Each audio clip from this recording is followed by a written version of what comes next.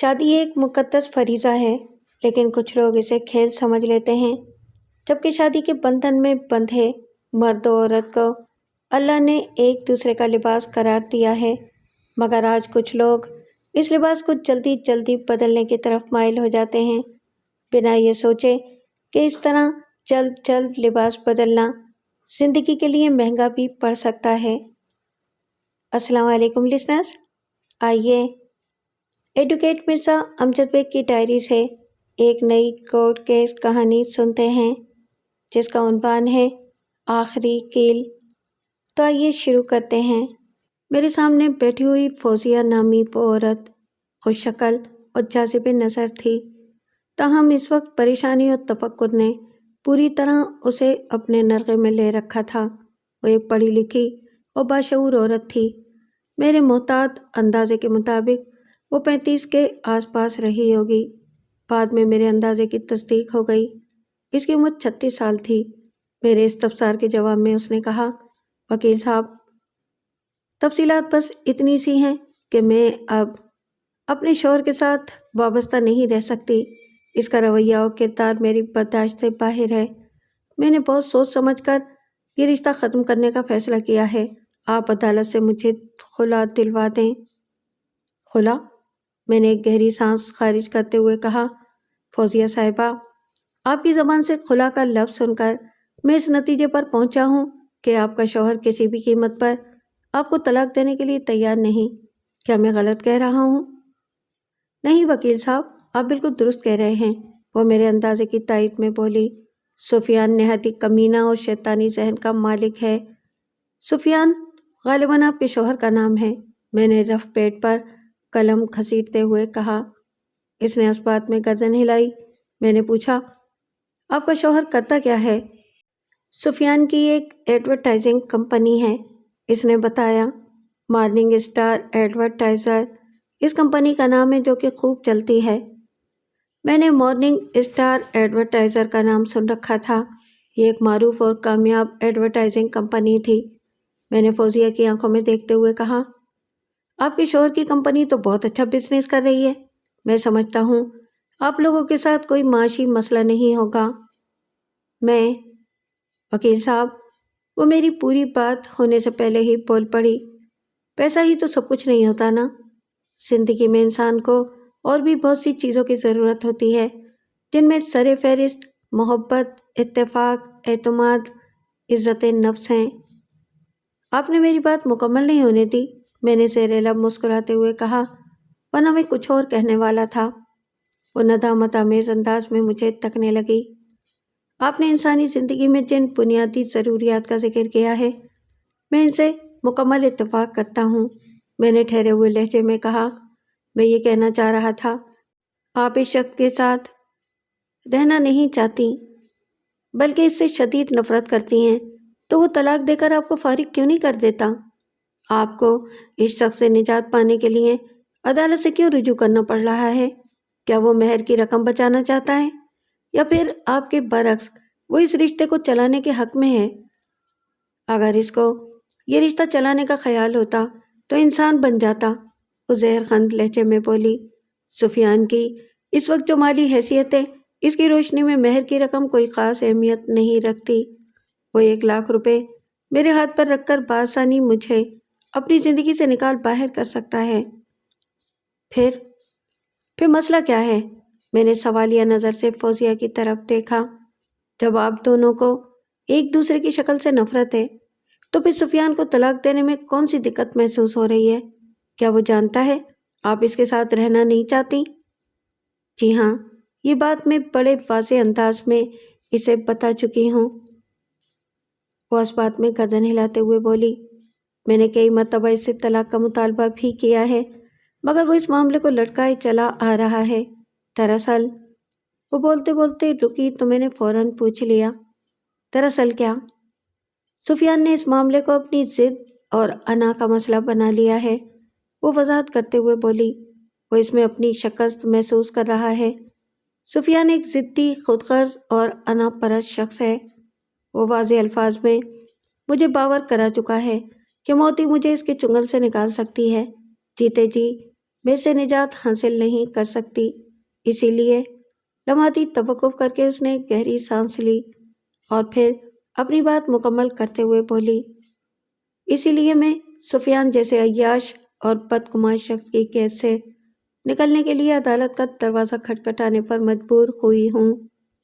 میں نے ایک نہایت اہم سوال کیا، فوزیہ صاحبہ، آپ کی شادی کو کتنا عرصہ ہوا ہے؟ لگ بھگ 10 سال، اس نے جواب دیا۔ 10 سال کا عرصہ ایک ساتھ گزارنے کے بعد آپ کو الگ ہونے کا خیال آیا ہے اب؟ میں نے الجھن زدہ نظر سے اس کی طرف دیکھا۔ میرا خیال ہے کہ ایک دوسرے کو سمجھنے کے لیے شادی کے بعد کا پہلا سال ہی کافی ہوتا ہے۔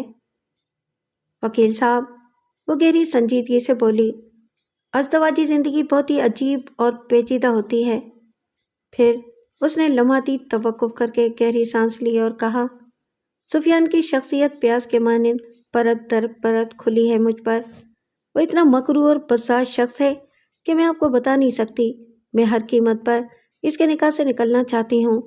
میرے پاس کوئی دوسرا راستہ نہیں ہے۔ آپ کے بچے؟ میں نے ایک نہایت ہی نازک سوال کیا۔ آپ کے بچے کتنے ہیں؟ صرف ایک، اس نے بتایا۔ میرا 8 سال کا ایک بیٹا ہے، اس کا نام نوید ہے۔ ایک بات ذہن میں رکھیے گا، میں نے اس کی آنکھوں میں دیکھتے ہوئے کہا، خلا کا مقدمہ دائر کرنے کے بعد آپ اپنے شوہر کے ساتھ اس کے گھر میں نہیں رہ سکیں گی۔ اگرچہ یہ کوئی قانونی شرط نہیں ہے، لیکن میرے خیال میں یہ قطعی نامناسب ہوگا۔ میں آپ کی بات کو سمجھ سکتی ہوں، وہ تفہیمی انداز میں گردن ہلاتے ہوئے بولی، لیکن میری رہائش کوئی مسئلہ نہیں ہے۔ میں جہاں ابھی رہ رہی ہوں وہیں رہتی رہوں گی۔ کیا مطلب؟ میں نے چونک کر اس کی طرف دیکھا۔ کیا آپ اس وقت سفیان کے ساتھ نہیں رہ رہی ہیں؟ سفیان کے ساتھ تو میں کبھی بھی نہیں رہی، وہ کربناک لہجے میں بولی، بلکہ وہ مہینے میں 2-3 بار میرے ساتھ رہنے آ جاتا ہے۔ فوزیہ کے جواب نے مجھے بہت دور تک، بہت گہرائی تک سوچنے پر مجبور کر دیا۔ میرے بہم اسرار نما استفسار پر اس نے بڑے دکھ بھرے انداز میں مجھے ایک حیرت انگیز کہانی سنائی۔ مارننگ اسٹار ایڈورٹائزنگ کمپنی کے مالک سفیان کی فوزیہ کے ساتھ سیکنڈ میرج تھی۔ سفیان اپنی پہلی بیوی اور بچوں کے ساتھ ایک عالیشان بنگلے میں رہتا تھا، جبکہ فوزیہ تاریک روڈ کے کمرشل ایریے میں واقع 2 کمروں کے ایک چھوٹے سے فلیٹ میں رہتی تھی۔ اس کے والد کا برسوں پہلے انتقال ہو چکا تھا اور بوڑھی بیمار والدہ سلمیٰ بیگم بھی اس کے ساتھ ہی رہائش پذیر تھی۔ سلمیٰ کو دمہ اور ٹی بی کا مرض تھا۔ دمہ تو دم کے ساتھ ہی جاتا ہے، اور اس زمانے میں ٹی بی بھی ایک لا علاج مرض ہی تھا۔ سلمیٰ بیگم کا زیادہ وقت پیٹ پر کھانستے اور سانسوں سے جنگ کرتے ہوئے گزرتا تھا۔ شکر کی بات یہ تھی کہ وہ ایک چھوٹا سا فلیٹ ان کی ذاتی ملکیت تھا، لہٰذا گھر سے بے گھر ہو جانے کا کوئی خدشہ نہیں تھا۔ فوزیہ اور سفیان کی شادی کیسے اور کن حالات میں ہوئی، اس تفصیل میں جانے کی میں ضرورت محسوس نہیں کرتا۔ آپ نے بھی اپنے قرب و جوار میں ایسی شادیاں ہوتے دیکھی ہوں گی، وہ لڑکیاں جو اپنے گھر سے معاشی اور معاشرتی طور پر مضبوط نہیں ہوتی اور خود کو بہت زیادہ غیر محفوظ محسوس کرتی ہیں۔ وہ سفیان جیسے لوگوں کی چکنی چپی باتوں میں آ کر بغیر کسی تحقیق اور تفتیش کے ان سے شادی کے لیے تیار ہو جاتی ہیں اور بعد میں فوزیہ کی طرح اپنے نصیب کو روتی رہتی ہیں۔ خیر، فوزیہ اور سفیان کی شادی ہو گئی۔ فوزیہ رخصت ہو کر سفیان کے گھر نہیں گئی، بلکہ وہ اپنی ضرورت پوری کرنے کے لیے گاہے بگاہے اس کے فلیٹ میں آ جایا کرتا تھا۔ نوید کی پیدائش کے بعد سفیان کی وہاں آمد و شد کم ہو گئی اور پھر رفتہ رفتہ یہ آمد مہینے میں 2-3 بار تک محدود ہو کر رہ گئی۔ فوزیہ کے مطابق سفیان کو نہ تو اس سے محبت تھی اور نہ ہی اپنے بیٹے نوید سے۔ وہ صرف اپنی حویث کی خاطر ان سے ملنے کے بہانے آ جاتا تھا۔ وہ خرچے کے نام پر انہیں تھوڑی بہت رقم بھی دے دیا کرتا تھا، تاہم گھر کے اخراجات سے نمٹنے کے لیے فوزیہ کو چھوٹی موٹی جاب بھی کرنا پڑی تھی۔ علاوہ ازیں فوزیہ نے سفیان کی ذات کے حوالے سے چند ایسے واقعات بھی سنائے جن سے ظاہر ہوتا تھا کہ وہ ایک عیاش، بد کردار اور حوث پرست انسان تھا۔ ان تمام تر حالات و واقعات کی روشنی میں فوزیہ اس نتیجے پر پہنچی تھی کہ اس شخص سے جتنی جلدی جان چھوٹ جائے اتنا ہی اچھا تھا۔ میں نے پوری توجہ سے اس کی بات سنی اور اس کے خاموش ہونے پر کہا، ٹھیک ہے فوزیہ صاحبہ، میں آپ کی طرف سے خلا کا کیس دائر کر دیتا ہوں، لیکن آپ کو چند باتیں اپنے ذہن میں رکھنا ہوں گی۔ کون سی باتیں؟ وہ سوالیہ نظر سے مجھے تکنے لگی۔ ہمارے ملک کے آئلی قوانین کے مطابق اگر کوئی عورت اپنے شوہر کے ساتھ نہ رہنا چاہتی ہو اور عدالت میں کھڑی ہو کر اپنے اس فیصلے کا برملا اعلان کر دے تو کسی جرح اور بحث میں پڑے بغیر عدالت اس عورت کے حق میں فیصلہ کر دیتی ہے۔ میں نے گہری سنجیدگی سے کہا، لیکن اس صورت میں عورت کو اپنے تمام حقوق اور مہر کی رقم وغیرہ سے دستبردار ہونا پڑتا ہے۔ آپ ذہنی طور پر اس کے لیے تیار رہیے گا۔ مجھے اس کمینے انسان سے ایک پیسہ نہیں چاہیے، وہ نوکیلے لہجے میں بولی۔ میں اپنے ذہنی سکون اور نوید کے مستقبل کے لیے مہر کی رقم اور دیگر تمام حقوق چھوڑنے کو تیار ہوں۔ اگر سفیان جیسے شیطان صفت انسان سے ہماری جان چھوٹ جائے تو میں اللہ کا لاکھ لاکھ شکر ادا کروں گی۔ آپ نے نوید کا ذکر کیا ہے؟ میں نے کہا، آپ کے بیٹے کی عمر اس وقت 8 سال ہے۔ وہ اس عمر سے نکل آیا ہے جب چائلڈ کسٹڈی کے حوالے سے عدالت کا جھکاؤ بچے کی ماں کی طرف زیادہ ہوتا ہے۔ اگر خلا کے کیس کے دوران میں یا فوراً بعد سفیان نے چائلڈ کسٹڈی کا مقدمہ دائر کر دیا تو آپ کے لیے پریشانی کھڑی ہو سکتی ہے۔ ایک دیانتدار اور مخلص وکیل ہونے کے ناطے اپنے کلائنٹ کو کیس کے تمام تر نشیب و فراز سے آگاہ کرنا میرا فرض بنتا تھا۔ اس نے پوری توجہ سے میری بات سنی اور بولی، وکیل صاحب، کیسا باپ اور کیسی چائلڈ کسٹڈی؟ اس کے انداز میں گہرا طنز پایا جاتا تھا۔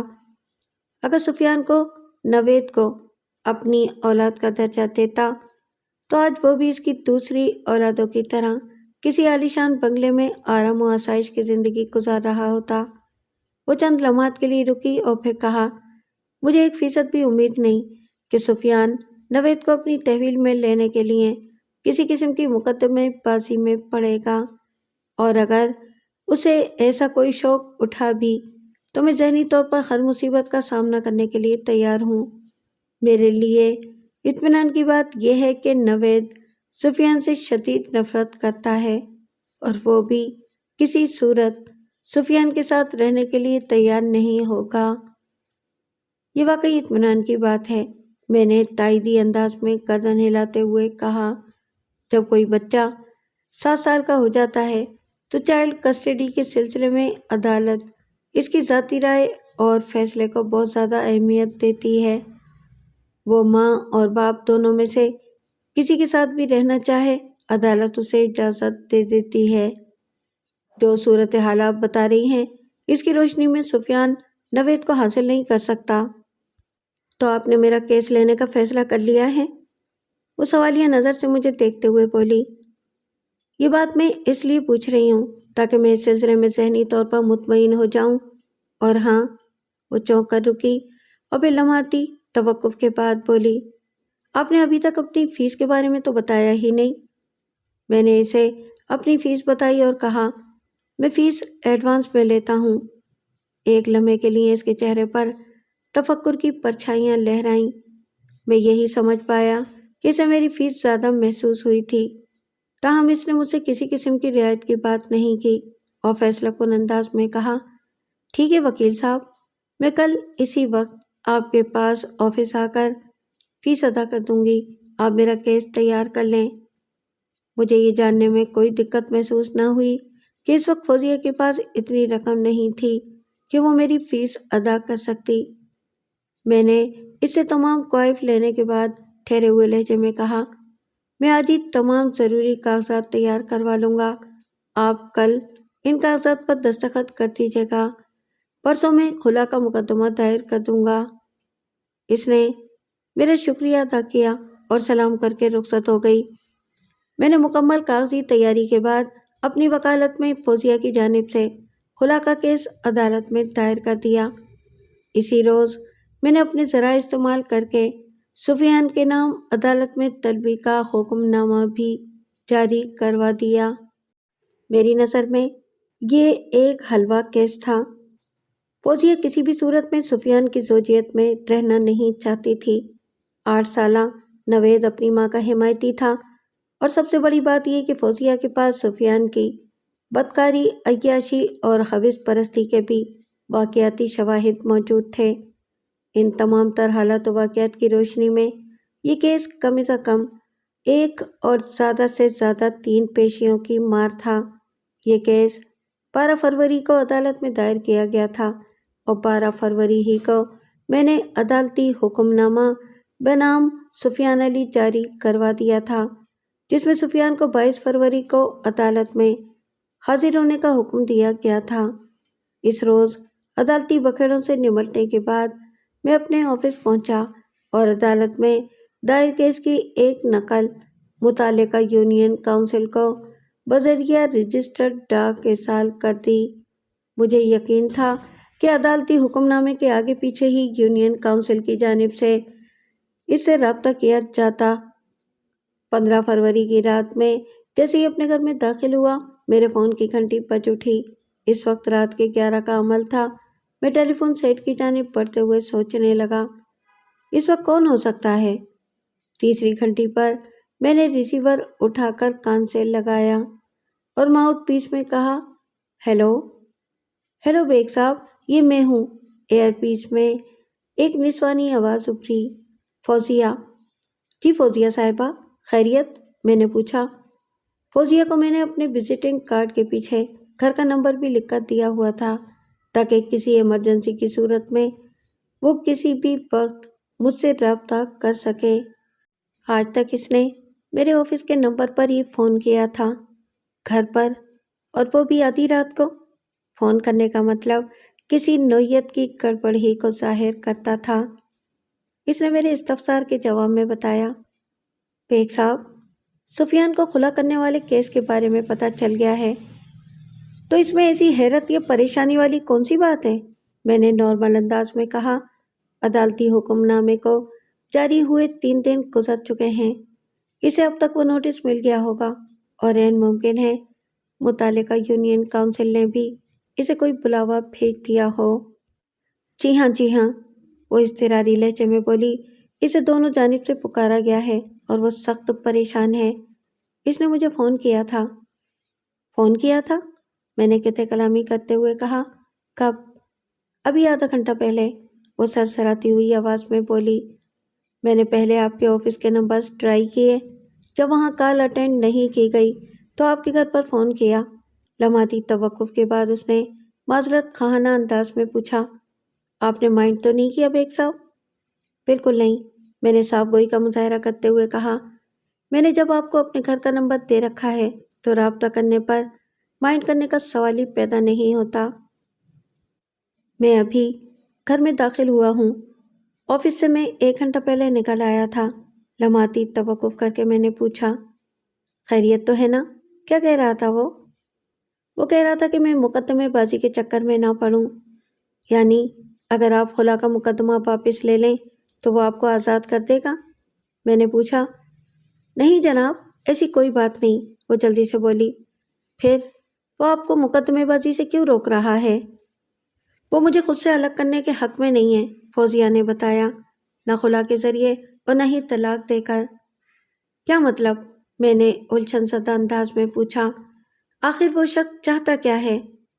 وہ کہہ رہا تھا، میں مقدمے بازی کا خیال دل سے نکال دوں اور خاموشی سے اپنے گھر بیٹھی رہوں، اس کی منقوہہ کی حیثیت سے، فوزیہ نے جواب دیا۔ وہ میری تمام تر شکایات دور کرنے کی کوشش کرے گا۔ پھر آپ نے اس سے کیا کہا؟ میں پوچھے بنا نہ رہ سکا۔ کچھ نہیں، وہ قطعی لہجے میں بولی۔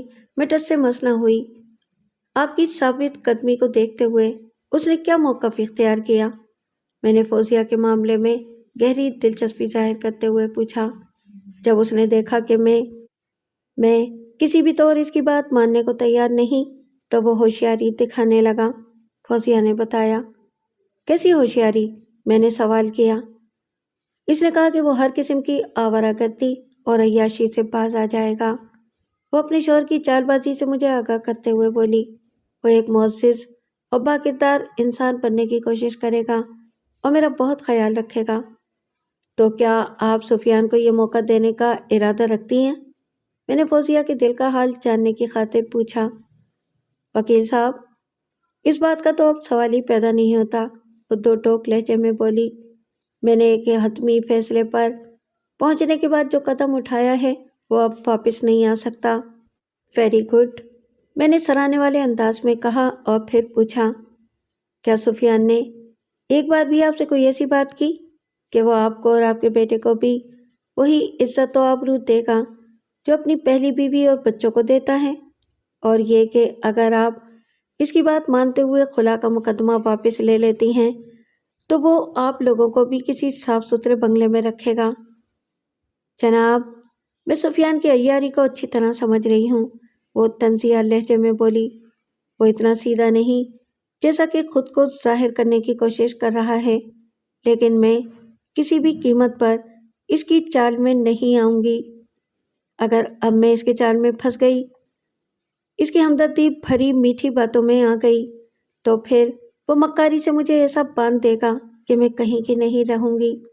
अगर इस खबीस इंसान की गिरफ्त से निकलने के लिए कुदरत मुझे मौका फराहम कर रही है तो मैं इससे ज़रूर फ़ायदा उठाऊंगी।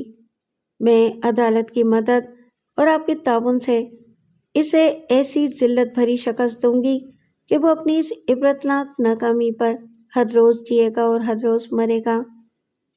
मैंने एयरपीस को कान से चुपकाए चुपकाए इसके दिल के गुबार को अपनी समात में उंडेला और इसके खामोश होने पर हमदर्दी भरे लहजे में पूछा, फौजिया साहिबा, मौजूदा सूरत हाल में आप परेशान तो नहीं हैं? वो चटानी लहजे में बोली, हरगिज़ नहीं बेग साहब, जब ओखली में सर दे दिया तो फिर मूसलों से क्या डरना।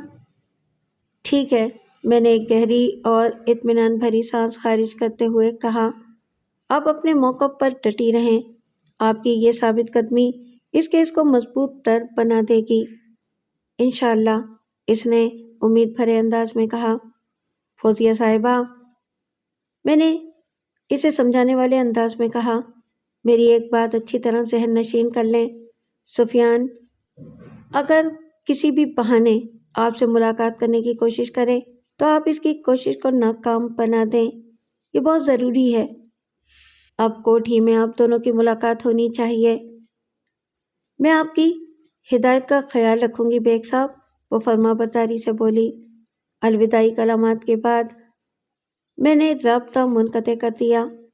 आइंदा रोज़ मैंने अपने पेशावराना ज़राए इस्तेमाल करके ये जान लिया कि अदालत से जारी होने वाला हुक्मनामा तलबी सुफियान को मौसूल हो गया था और इसने बाकायदा दस्तखत करके वो हुक्मनामा वसूल भी कर लिया था, जिसका सीधा साधा मतलब यही समझ में आता था कि वो तलबी की तारीख पर अदालत में ज़रूर हाजिर होगा। ये सूरत हाल इंतहाई हौसला अफजा और तसल्ली बख्श थी। बाल्फाज दीगर इस केस को हमारे हक में हमवार करती हुई दिखाई देती थी। मैं मुतमईन हो गया। अदालत ने सुफियान को 22 फरवरी को हाजिर होने का हुक्म दिया था, मगर 20 फरवरी यानी इसकी तलबी की तारीख से 2 दिन पहले एक ऐसा सनसनीखेज वाक़या रूनुमा हुआ कि मेरा सारा इत्मीनान और सुकून खाक में मिलकर रह गया। मैं हस्बे मामूल अपने ऑफिस में बैठा क्लाइंट से निमट रहा था कि मेरी सेक्रेटरी ने इंटरकॉम पर मुझे इतला दी, सर, कोई नूर अली साहब आए हैं, ये आपसे फौरी मुलाकात करना चाहते हैं। नूर अली? मैंने ज़ेरे लब दोहराया, फिर पूछा, वो किस सिलसिले में मुझसे मिलना चाहते हैं? वो आपकी एक क्लाइंट फौजिया साहिबा के हवाले से कोई अहम इतला देना चाहते हैं। मेरा माथा ठनका और फौजिया का चेहरा मेरी निगाहों के सामने घूम गया। मैंने अपनी सेक्रेटरी से कहा, ठीक है, मैं सगीर साहब से फारिग हो जाऊं तो आप नूर अली को अंदर भेज दें। Okay sir. 15 मिनट के बाद नूर अली नामी पोशक मेरे सामने बैठा हुआ था। नूर अली की उम्र 40 से ज़्यादा थी। वो भारी तनोतोष का मालिक एक सांवला शख्स था। नूर अली ने मुनासिब साइज की दाढ़ी रखी हुई थी और उसके सर के 90% बाल बेवफाई कर गए थे। मैंने रस्मी अलग सलेक के बाद सवालिया नज़र से उसकी तरफ देखा और पूछा, जी नूर अली साहब, आप फौजिया के बारे में क्या बताना चाहते हैं? वो गहरी संजीदगी से मुझे बोला, जनाब, फौजिया बैठे बिठाए एक बहुत बड़ी मुसीबत में गिरफ्तार हो गई है। मैं अपनी कुर्सी पर सीधा होकर बैठ गया। कैसी मुसीबत? और आप कौन हैं? मैं फौजिया का पड़ोसी हूँ वकील साहब, उसने बताया। फौजिया को आज शाम में पुलिस ने गिरफ्तार कर लिया है। क्या? बेसाख्ता मेरे मुंह से निकला। पुलिस ने फौजिया को किस जुर्म में गिरफ्तार किया है? इस पर कत्ल का इल्जाम है। उस पर कत्ल का इल्जाम है? किसके कत्ल का इल्जाम? मेरी हैरत गहरी तशवीश में बदल गई। सुफियान अली, नूर अली ने जवाब दिया, इसके शौहर का कत्ल का इल्जाम वकील साहब। ओ माय गॉड, मैंने इज़्तिरारी लहजे में कहा। तफसीलात क्या हैं? मुझे इस वाक़ये के बारे में कुछ ज़्यादा मालूम नहीं, वो वजाहत करते हुए बोला। फौजिया की माँ ने मुझे आपके पास भेजा है, यही बताने के लिए आप थाने में जाकर खुद फौजिया से मुलाकात कर लें। ठीक है। मैंने उस बात में गर्दन हिलाई और इस्तफसार किया, वो किस थाने में है? नूर अली ने मुतालिका थाने का नाम बता दिया। फौजिया मुझे बता चुकी थी कि इसने अपनी वालिदा सलमा बेगम को खुला वाले केस के हवाले से तफसीलन आगाह कर रखा है। जब ही सलमा बेगम ने इस उफ्ताद के मौके पर नूर अली को मेरे पास भेजा था, मैंने नूर अली को तसल्ली देते हुए कहा, आप फौजिया की वालिदा को इत्मीनान दिला दें कि फिक्रमंद होने वाली कोई बात नहीं। मैं अभी फौजिया से थाने जाकर मुलाकात करूंगा। अगर इसने जुर्म नहीं किया तो कोई इसका कुछ भी नहीं बिगाड़ सकता।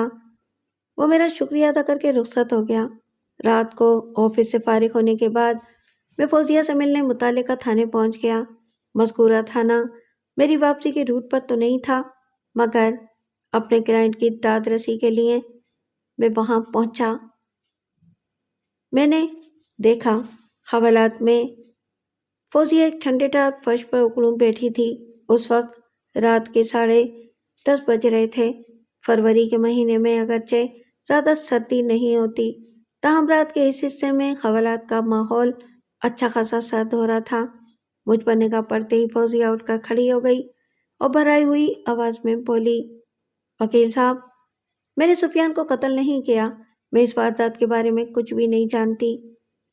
मुझे इस बात का अच्छी तरह अंदाज़ा है कि आपने कोई जुर्म नहीं किया। मैंने इसकी आंखों में देखते हुए नर्म लहजे में कहा, लिहाजा परेशान होने की ज़रूरत नहीं। इत्मीनान से मुझे बताएं कि आखिर हुआ क्या था। मेरी तसल्ली बख्श बातों से इसके चेहरे पर उम्मीद की किरण नमूदार हुई। ऐसा महसूस हुआ जैसे मैंने इसके जख्मों पर सुकून बख्श मरहम रख दिया हो। वकील साहब, वो उम्मीद भरी नज़र से मुझे देखते हुए बोली, इस वबाल से आप ही मुझे निकाल सकते हैं। इसीलिए तो मैं आपकी मुसीबत का सुनते ही फौरन यहाँ पहुँच गया हूँ। मैंने बदस्तूर हमदर्दी भरे लहजे में कहा, आप मुझ पर भरोसा करें। वो तशक्कुर आमेज़ नज़र से मुझे देखने लगी। मैंने अपना ब्रीफ केस खोलते हुए कहा, फौजिया साहिबा, मेरे पास वक्त बहुत कम है। किसी वक्त भी थाना इंचार्ज हमारी इस अहम मुलाकात में रखना डाल सकता है, लिहाजा आप फौरी तौर पर चंद ज़रूरी कागजात पर दस्तखत कर दें। ये कैसे कागजात हैं? इसने पूछा। इनमें एक तो दरख्वास्त ज़मानत है, मैंने कागजात इसकी जानिब बढ़ाते हुए कहा, और दीगर ज़रूरी कागजात हैं जिनकी अदालत में किसी भी मौके पर ज़रूरत पेश आ सकती है। मैं अपने ब्रीफ केस में वकालतनामा, दरख्वास्त ज़मानत और इसी नौइयत के दूसरे ज़रूरी कागजात हमेशा साथ रखता था कि जाने कब और किस जगह इनकी ज़रूरत पेश आ जाए। फौजिया ने मेरे बताए हुए मकामात पर दस्तखत कर दिए तो मैंने इन्हें ब्रीफ केस में रखने के बाद इससे पूछा, फौजिया साहिबा, आपको कहाँ से गिरफ्तार किया गया है? मेरे घर से। कितने बजे? लगभग 4 बजे से पहर, इसने जवाब दिया। और सुफियान को कहाँ कत्ल किया गया है? बहादुराबाद के एक फ्लैट में। ओह, बहादुराबाद के इस फ्लैट से आपका क्या ताल्लुक? मैंने दरियाफ्त किया। वो किसका फ्लैट है? आज दोपहर से पहले मुझे मालूम नहीं था कि वो फ्लैट किसका है, लेकिन सच्ची बात तो यह है कि मैं अब भी वसूख से कुछ नहीं कह सकती कि वो फ्लैट नरगिस का है या किसी और का। वो वजाहत करते हुए बोली, नरगिस कौन? मैंने चौंक कर इसकी तरफ देखा। मैं ये भी नहीं जानती कि नरगिस कौन है, वो बेबसी से मुझे देखते हुए बोली, क्योंकि मैंने उसे देखा है और न ही कभी इससे मुलाकात हुई है। مجھے تو وہ کوئی چال باز فراڈن لگتی ہے۔ مجھ سے سخت غلطی ہوئی کہ میں نرگس کے بلانے پر بہادر آباد والے فلیٹ پر پہنچ گئی تھی۔ کیا مطلب؟ میں نے سوالیہ نظر سے اس کی طرف دیکھا۔ کیا آپ جائے وقوع پر گئی تھیں؟ جی ہاں، اس نے اس بات میں گردن ہلا دی۔ میں نے پوچھا، مجھے تفصیلاً بتائیں، یہ واقعہ کس طرح پیش آیا تھا؟ آج صبح کم و بیش 10 بجے میں نے ایک فون اٹینڈ کیا، وہ بتانے لگی۔ دوسری طرف سے بولنے والی نے اپنا نام نرگس بتایا اور مجھ سے پوچھا، آپ فوزیہ بات کر رہی ہیں، سفیان علی کی بیوی؟ میں نے کہا، جی ہاں، آپ کون ہیں؟ میرا نام نرگس ہے، اس نے بتایا۔ میں بھی بدقسمتی سے سفیان کی بیوی ہوں۔ سفیان کی بیوی کا نام رضوانہ ہے۔ نرگس نامی اس عورت کا دعویٰ سن کر مجھے حیرت ہوئی۔ میں نے الجھن زدہ انداز میں کہا، لیکن سفیان کی بیوی کا نام تو رضوانہ ہے۔ رضوانہ اس کی اصلی بیوی ہے، وہ نفرت آمیز لہجے میں بولی۔ رضوانہ اصلی بیوی؟ کیا مطلب؟ میں نے حیرت بھرے لہجے میں پوچھا۔ ہاں، رضوانہ اور اس کے بچوں کے ساتھ وہ معزز انسانوں کی طرح گھریلو زندگی گزارتا ہے، وہ زہر خند لہجے میں بولی۔ آپ، میں اور ہم جیسی پتہ نہیں کتنی عورتوں کو اس نے بیوی کے نام پر شہر کے مختلف حصوں میں رکھا ہوا ہے۔ وہ کمینہ ایک نمبر کا عیاش اور بدمعاش ہے۔ نرگس کا دکھ میرے درد سے گہری مماثلت رکھتا تھا، لہٰذا اس کی باتیں سن کر مجھے ذہنی سکون محسوس ہوا۔ میں نے دوستانہ انداز میں پوچھا، نرگس صاحبہ، آپ نے کس سلسلے میں مجھے فون کیا ہے؟ سلسلہ وہی ہے، سفیان سے چھٹکارا، وہ بیزاری سے بولی۔ مجھے پتہ چلا ہے کہ آپ نے خلا کا کیس دائر کر رکھا ہے۔ میں بھی سفیان سے نجات حاصل کرنے کے لیے یہی راہ اختیار کرنا چاہتی ہوں۔ اگر ہم دونوں مل جائیں تو یہ کیس اور بھی زیادہ مضبوط ہو جائے گا۔ کیا خیال ہے آپ کا؟ میرے اور نرگس کے مسائل اور مصائب میں گہری قدر مشترک پائی جاتی تھی، چنانچہ میں اپنے دل میں اس کے لیے ہمدردی کے جذبات محسوس کرنے لگی اور میں نے پوچھا، نرگس صاحبہ، بتائیں میں آپ کے لیے کیا کر سکتی ہوں؟ مجھے آپ کی مدد کی ضرورت ہے، اس نے درخواست آمیز انداز میں کہا۔ میں بھی اپنا کیس اسی وکیل کو دینا چاہتی ہوں جو آپ کا کیس لڑ رہے ہیں۔ ٹھیک ہے، میں آپ کو ان وکیل صاحب کا نمبر دے دیتی ہوں، وہ سٹی کورٹ کے قریبی ایک ملٹی سٹوری بلڈنگ میں بیٹھتے ہیں۔ میں نے کہا، میں ان کے آفس کا ایڈریس بھی نوٹ کروا دیتی ہوں۔ میں آپ کے ساتھ ان وکیل صاحب سے ملنے جانا چاہتی ہوں، وہ بے حد جذباتی لہجے میں بولی، اور اس سے پہلے میں آپ سے ایک بھرپور ملاقات کرنا چاہتی ہوں۔ ٹھیک ہے، آپ جب کہیں گی ہم مل لیں گے، میں نے خوش اخلاقی کا مظاہرہ کرتے ہوئے کہا۔ جب نہیں، آج ہی، وہ اصراری لہجے میں بولی۔ میں آپ سے زیادہ دور نہیں ہوں، میں بہادر آباد کے علاقے میں رہتی ہوں۔ اگر آپ دن میں مجھے تھوڑا وقت دے دیں تو میں آپ کا یہ احسان زندگی بھر یاد رکھوں گی۔ نرگس نے اتنی لجاجت اور منت سے یہ بات کہی تھی کہ میں مجبور ہو گئی اور میں نے کچھ سوچے سمجھے بغیر اس سے کہہ دیا، بتائیں آپ کتنے بجے مجھ سے ملنا چاہتی ہیں؟ دن میں 1 اور 3 کے درمیان کسی بھی وقت آ جائیں۔ میرے استفسار پر اس نے مجھے اپنے فلیٹ کا ایڈریس بڑی وضاحت کے ساتھ سمجھا دیا اور ہمارے درمیان ٹیلی فونک سلسلہ ختم ہو گیا۔ اور آپ؟ فوزیہ سانس لینے کے لیے تھمی تو میں نے افسوسناک انداز میں گردن ہلاتے ہوئے اس سے کہا، اس عورت کے کہنے میں آ کر بہادر آباد والے فلیٹ پر پہنچ گئیں۔ جی بیگ صاحب، وہ گہری ندامت سے بولی، مجھ سے غلطی ہو گئی۔ اب محسوس ہو رہا ہے کہ مجھے اس فلیٹ پر جانا نہیں چاہیے تھا۔ اب پچھتائے کیا ہوا جب چڑیاں چگ گئیں کھیت، میں نے کہا۔ آپ کو کم از کم مجھے اس معاملے سے آگاہ تو کرنا چاہیے تھا۔ اگر آپ مجھے نرگس کے فون کے بارے میں فوراً بتا دیتی، جیسا کہ 5 دن پہلے سفیان کے فون کے بارے میں مجھے گھر پر فون کر کے آگاہ کیا تھا، تو میں ہرگز آپ کو نرگس کے فلیٹ پر جانے نہ دیتا۔ بیگ صاحب، وہ شرمندہ سی صورت بناتے ہوئے بولی، پتہ نہیں اس وقت میرے دماغ کو کیا ہو گیا تھا، مجھے اپنی سوچ پر بالکل اختیار نہیں رہا تھا۔ واقعی مجھے پہلی فرصت میں آپ کو مطلع کرنا چاہیے تھا۔ لمحاتی توقف کر کے اس نے ایک بوجھل سانس خارج کی اور پھر کہا، وہاں نرگس کے فلیٹ پر جو کچھ ہوا وہ بھی میری سمجھ سے باہر ہے۔ واپس گھر آ کر میں کافی دیر تک اسی واقعے کے بارے میں سوچتی رہی اور پھر 4 بجے پولیس نے مجھے اپنے گھر سے گرفتار کر لیا۔ آپ کی واپسی کتنے بجے ہوئی تھی؟ میں نے پوچھا۔ 3 بجے سے پہر، اس نے جواب دیا۔ اور آپ بہادر آباد والے فلیٹ یعنی جائے وقوع پر کتنے بجے پہنچی تھیں؟ یہی کوئی 2 سوا 2 بجے۔ طارق روڈ سے بہادر آباد زیادہ دور نہیں ہے، بمشکل 10-15 منٹ کا راستہ ہوگا، میں نے کہا۔ آپ نے اپنی آمد و شد کے جو اوقات بتائے ہیں، اس سے یہی ظاہر ہوتا ہے کہ بہادر آباد والے فلیٹ پر اب زیادہ دیر رکی نہیں ہوں گی۔ زیادہ سے زیادہ 5 منٹ۔ وہاں بہادر آباد والے فلیٹ پر ایسا کیا واقعہ پیش آیا تھا کہ جس کے بارے میں آپ گھر آ کر بھی کافی دیر تک سوچتی رہی تھیں؟ میں نے کریدنے والے انداز میں پوچھا۔ کیا آپ کی نرگس سے ملاقات ہو گئی تھی؟ نہیں، اس نے قطعیت سے گردن ہلائی۔ میں آج تقریباً سوا 2 بجے اس فلیٹ پر پہنچی تھی۔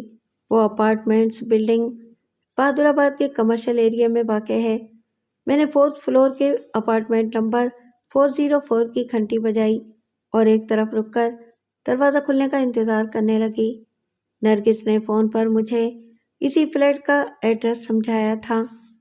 جب گھنٹی کے جواب میں اندر سے کوئی نہیں نکلا تو میں نے دوبارہ گھنٹی بجا دی۔ اس بار بھی کوئی رد عمل ظاہر نہیں ہوا۔ میں نے سوچا ہو سکتا ہے کہ نرگس واش روم میں ہو۔ احتیاطاً میں نے دروازے پر دستک بھی دے ڈالی اور اسی وقت مجھ پر ایک انکشاف ہوا کہ دروازہ لاک نہیں تھا۔ میری دستک کے دباؤ سے دروازہ کھل گیا۔ میرے اندر تجسس نے سر ابھارا اور ذہن میں یہ خیال پیدا ہوا کہ مجھے اندر داخل ہو جانا چاہیے، اور پھر میں فلیٹ کے اندر داخل ہو گئی۔ وہ 3 کمروں کا ایک صاف ستھرا فلیٹ تھا، مگر اس کے اندر خاموشی اور سناٹے نے میرا استقبال کیا۔ وہاں کسی زی روح کے آثار نظر نہیں آتے تھے۔ میں فطری تجسس کے ہاتھوں مجبور ہو کر ایک کمرے سے دوسرے اور دوسرے سے تیسرے میں چکراتی رہی۔ میں نے واش رومز اور کچن میں بھی جھانک کر دیکھ لیا، لیکن وہ فلیٹ انسانی وجود سے خالی تھا۔ مجھے حیرت ہوئی کہ جب نرگس نے مجھے 1 بجے سے 3 بجے تک وہاں آنے کو کہا تھا تو پھر وہ کہاں غائب ہو گئی، اور اگر کسی ایمرجنسی میں اسے باہر جانا ہی تھا تو مجھے فون کر کے اطلاع دے سکتی تھی، اور یہ بھی کہ وہ فلیٹ کا دروازہ کھلا کیوں چھوڑ گئی۔ جلدی مجھے اپنی حماقت کا احساس ہو گیا۔ مجھے یوں لگا جیسے نرگس نے مجھے بیوقوف بنانے کے لیے وہ ڈرامہ رچایا تھا۔ مجھے ایک اجنبی عورت کی کال پر یوں گھر سے اٹھ کر نہیں چلے آنا چاہیے تھا۔ اس کے ساتھ ہی میرے ذہن میں یہ سوچ بھی جا گزی تھی کہ آخر نرگس کو میرے ساتھ ایسا بھیانک مذاق کرنے کی کیا ضرورت تھی۔ ذہن میں فوری طور پر پیدا ہونے والے ایک سنسنی خیز خیال نے مجھے چونکنے پر مجبور کر دیا۔ کہیں یہ سفیان کی کوئی چال تو نہیں؟ میں نے دل ہی دل میں خود کو لعنت ملامت کی اور فوری طور پر اس فلیٹ سے نکل آئی، اور گھر پہنچنے کے بعد بھی میں کافی دیر تک اس عجیب و غریب واقعے کے بارے میں سوچتی رہی تھی۔ فوزیہ نے اپنا بیان مکمل کیا تو میں نے تصدیق طلب نظر سے اس کی طرف دیکھتے ہوئے کہا، اور ٹھیک 4 بجے سے پہر پولیس نے آپ کو آپ کے گھر سے گرفتار کر لیا؟ جی ہاں، اس نے اس بات میں گردن ہلا دی۔ بہادر آباد والے فلیٹ کے بارے میں آپ نے اپنی والدہ کو بتایا تھا؟ میں نے پوچھا۔ وہ اس صورتحال سے کس حد تک آگاہ ہیں؟ جاتے وقت انہیں میں نے کچھ نہیں بتایا تھا، وہ گہری سنجیدگی سے بولی، لیکن واپس آنے کے بعد میں نے وہاں بہادر آباد والے فلیٹ پر پیش آنے والے واقعے کے بارے میں امی کو تفصیلاً بتا دیا تھا۔ میں نے جاننا چاہا، پھر انہوں نے کیا کہا؟ امی میری بات سن کر پریشان ہو گئی تھیں، فوزیہ نے جواب دیا، اور انہوں نے بھی یہی کہا تھا کہ مجھے اس فلیٹ پر جانا نہیں چاہیے تھا۔ میں نے سوچ میں ڈوبے ہوئے لہجے میں کہا، آپ نے اس فلیٹ میں مختلف چیزوں کو چھوا بھی تھا؟ جی ہاں، وہ سر کو اثباتی جنبش دیتے ہوئے بولی۔ جب میں نے اس فلیٹ کے 3 کمروں، باتھ رومز اور کچن کو اچھی طرح جھانک کر دیکھا تھا تو ظاہر ہے میں نے بے شمار چیزوں کو چھوا تو ہے۔ میں نے گمبھیر انداز میں پوچھا، آپ کو بہادر آباد والے فلیٹ میں کسی نے داخل ہوتے یا باہر نکلتے ہوئے تو نہیں دیکھا؟ وہ بہادر آباد کا ایک کمرشل ایریا ہے بیگ صاحب، اس نے بتایا۔ بلڈنگ میں داخل ہوتے وقت کئی افراد کی نگاہ مجھ پر پڑی ہوگی اور بعض نے مجھے بلڈنگ سے نکلتے ہوئے بھی دیکھا تھا، لیکن میں سمجھتی ہوں کہ ان میں سے کوئی بھی میرا شناسا نہیں تھا۔ اور فلیٹ میں داخل یا خارج ہوتے وقت کسی نے آپ کو دیکھا؟ جی نہیں، البتہ۔ وہ بولتے بولتے اچانک خاموش ہوئی تو میں نے سوال کیا، البتہ کیا؟ پولیس والے مجھ سے کہہ رہے تھے کہ ان کے پاس ایک عینی گواہ موجود ہے، وہ الجھن زدہ لہجے میں بولی، جس نے مجھے فلیٹ نمبر 404 کے اندر داخل ہوتے ہوئے دیکھا تھا۔ پولیس نے سپہر 4 بجے فوزیہ کو اس کے فلیٹ سے گرفتار کیا تھا، جبکہ وہ لگ بھگ 2 بجے اس فلیٹ پر گئی تھی، اور یہ اتنی قلیل مدت تھی کہ کوئی عینی گواہ پیدا نہیں کیا جا سکتا تھا۔ پھر یہ سوال بھی غور طلب تھا کہ پولیس کو کیسے پتہ چلا کہ فوزیہ نے سفیان علی کو بہادر آباد والے فلیٹ میں قتل کر دیا ہے۔ وہ اتنی جلدی گرفتاری کے لیے اس کے فلیٹ پر کیسے پہنچ گئی؟ میری سمجھ میں یہی بات آئی کہ پولیس اسے ہراساں کرنے کے لیے کوئی چال چل رہی ہے۔ آپ کو بالکل فکر مند ہونے کی ضرورت نہیں ہے، میں نے اس کی آنکھوں میں دیکھتے ہوئے تسلی آمیز لہجے میں کہا۔ مصیبت چھوٹی ہو یا بڑی، اس سے بہرحال نمٹنا ہی پڑتا ہے۔ بس آپ اپنی ہمت کو مضبوطی سے تھام کر بیٹھی رہیں اور میری ہدایات کو ذہن میں نقش کر لیں، باقی تمام عدالتی معاملات سے میں خود ہی نمٹ لوں گا۔ اس نے اطمینان کی سانس لی اور میرا شکریہ ادا کرنے کے بعد بولی، جی حکم کریں، میں پوری توجہ سے سن رہی ہوں۔ آئندہ 5 منٹ میں نے فوزیہ کو چند اہم ٹپس دے دیں۔ اس نے میری ہدایات کو ذہن نشین کرنے کے بعد وعدہ کیا اور ایک بار پھر میرا شکریہ ادا کرنے کے بعد بولی، بیگ صاحب، اوپر خدا اور نیچے آپ ہیں، میری ساری امیدیں آپ دونوں سے ہی وابستہ ہیں۔ ہم دونوں سے آپ کو مایوسی نہیں ہوگی، میں نے بدستور اس کی آنکھوں میں دیکھتے ہوئے کہا۔ پھر میں نے فوزیہ کو مناسب الفاظ میں تسلی تشفی دی اور تھانے سے نکل کر اپنی گاڑی کی جانب بڑھ گیا۔ اگلے روز پولیس نے ملزم فوزیہ کو عدالت میں پیش کر کے 1 ہفتے کے تفتیشی ریمانڈ کی درخواست کی۔ میں نے پچھلی رات حوالات میں ملزمہ سے ملاقات کے وقت ضروری کاغذات پر اس کے دستخط لے لیے تھے، لہٰذا عدالت میں پیش ہونے پر میں نے درخواست ضمانت کے ساتھ اپنا وکالت نامہ بھی دائر کر دیا اور جج کی طرف دیکھتے ہوئے نہایت ہی مؤدبانہ انداز میں کہا، جناب علی، یہ اپنی نوعیت کا ایک عجیب و غریب کیس ہے۔ وکیل استغاثہ نے آغاز ہی میں مجھ پر حملہ کر دیا اور میری بات پوری ہونے سے پہلے ہی تیز آواز میں بولا، جناب علی، یہ عجیب و غریب نہیں، قتل کا ایک کیس ہے۔ جج نے حیرت بھری نظر سے وکیل استغاثہ کی جانب دیکھا، جیسے یہ جاننے کی جستجو میں ہو کہ اس میں بتانے والی کون سی بات ہے۔ جج کے متوجہ ہونے پر اس نے مزید کہا، جائے وقوع پر ملزمہ کی انگلیوں کے نشانات کئی مقامات پر پائے گئے ہیں۔ پولیس کو اپنی تفتیش مکمل کرنے کے لیے کم از کم 7 روزہ ریمانڈ کی ضرورت ہے، لہٰذا ان ابتدائی مراحل میں ملزمہ کی ضمانت کی درخواست منظور کرنا انصاف کے اصولوں کے منافی ہوگا۔ یور آنر، میں نے درخواست ضمانت کے حق میں آواز بلند کرتے ہوئے کہا، میری موکل اور اس مقدمے کی ملزمہ ایک معزز شہری ہے، وہ بے گناہ ہے، اسے کسی گہری سازش کے تحت اس کیس میں ملوث کیا گیا ہے۔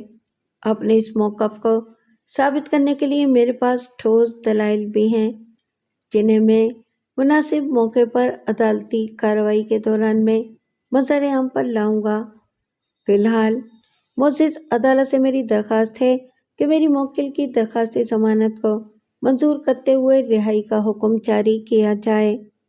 جناب علی، عدالت صرف حقائق، ثبوت اور سچائی کی بنیاد پر فیصلے کرتی ہے۔ وکیل استغاثہ نے گہری سنجیدگی سے کہا، کسی ملزم کو بے گناہ یا معصوم کہہ دینے سے بات نہیں بنتی۔ میں آپ کی بات سے اتفاق کرتا ہوں میرے فاضل دوست، میں نے نہایت اطمینان سے کہا، عدالت ٹھوس حقائق اور مضبوط دلائل کی روشنی ہی میں فیصلہ کرتی ہے، اسی لیے تو میں نے عرض کیا ہے کہ میں تمام حقائق اور ثبوت کو عدالتی کارروائی کے دوران میں منکشف کروں گا۔ جناب علی، वकील सफाई खूबसूरत बातें करके मुअज़्ज़िज़ अदालत की तवज्जो इस केस पर से हटाना चाहते हैं। वकील इस्तग़ासा ने तेज़ आवाज़ में कहा, इससे अदालत का कीमती वक्त बर्बाद हो रहा है। मेरी दरख्वास्त है कि मुलजिमा की दरख्वास्त ज़मानत को नामंजूर करते हुए इसे हवाला पुलिस किया जाए ताकि इस केस का मामला कुछ आगे बढ़ सके। मैंने जज की आंखों में आंखें डालकर कहा, जनाबे अली, ये बात मैं दावे के साथ कह सकता हूँ कि मेरी मौक्किल किसी भी कीमत पर अपने शौहर सुफियान अली का खून नहीं कर सकती। जज, वकील इस्तग़ासा और अदालत में मौजूद हर शख्स ने चौंक कर मेरी तरफ देखा। जज ने सनसनाते हुए लहजे में मुझसे पूछा, बेग साहब, आप अपने इस दावे के हक में कुछ कहना चाहेंगे? ज़रूर कहना चाहूँगा जनाबे अली, मैंने इस बात में गर्दन हिलाते हुए कहा। आज 21 फरवरी है। गुज़िश्ता रोज़ यानी 20 फरवरी वक़ुआ की सपहर मेरी मौक्किल को इसके घर से अपने शौहर के कत्ल के इल्ज़ाम में गिरफ्तार किया गया है, जबकि सिर्फ 8 रोज़ पहले यानी 12 फरवरी को मेरी मौक्किल ने अपने शौहर के खिलाफ फैमिली कोर्ट में एक मुकदमा दायर किया था।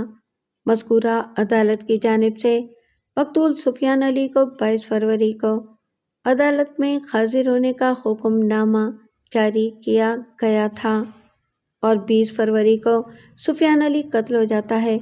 ये बड़ी हैरत और अचंभे की बात है। बेग साहब, मेरी बात के मुकम्मल होने पर जज ने कहा, आपकी मौक्किल ने किस सिलसिले में फैमिली कोर्ट में मकतूल के खिलाफ मुकदमा दायर कर रखा था? जनाबे अली, खुला का केस, मैंने एक एक लफ्ज़ पर जोर देते हुए कहा। खुला का केस? जज के लहजे में उलझन तर आई। यस सर, मैंने अटल अंदाज में कहा। मेरी मौक्किल अपने शौहर के साथ हरगिज़ हरगिज़ रहना नहीं चाहती थी। क्यों? इस सवाल का जवाब बहुत तवील है और अगर ज़रूरत महसूस हुई तो मैं इसकी भी वजाहत कर दूंगा।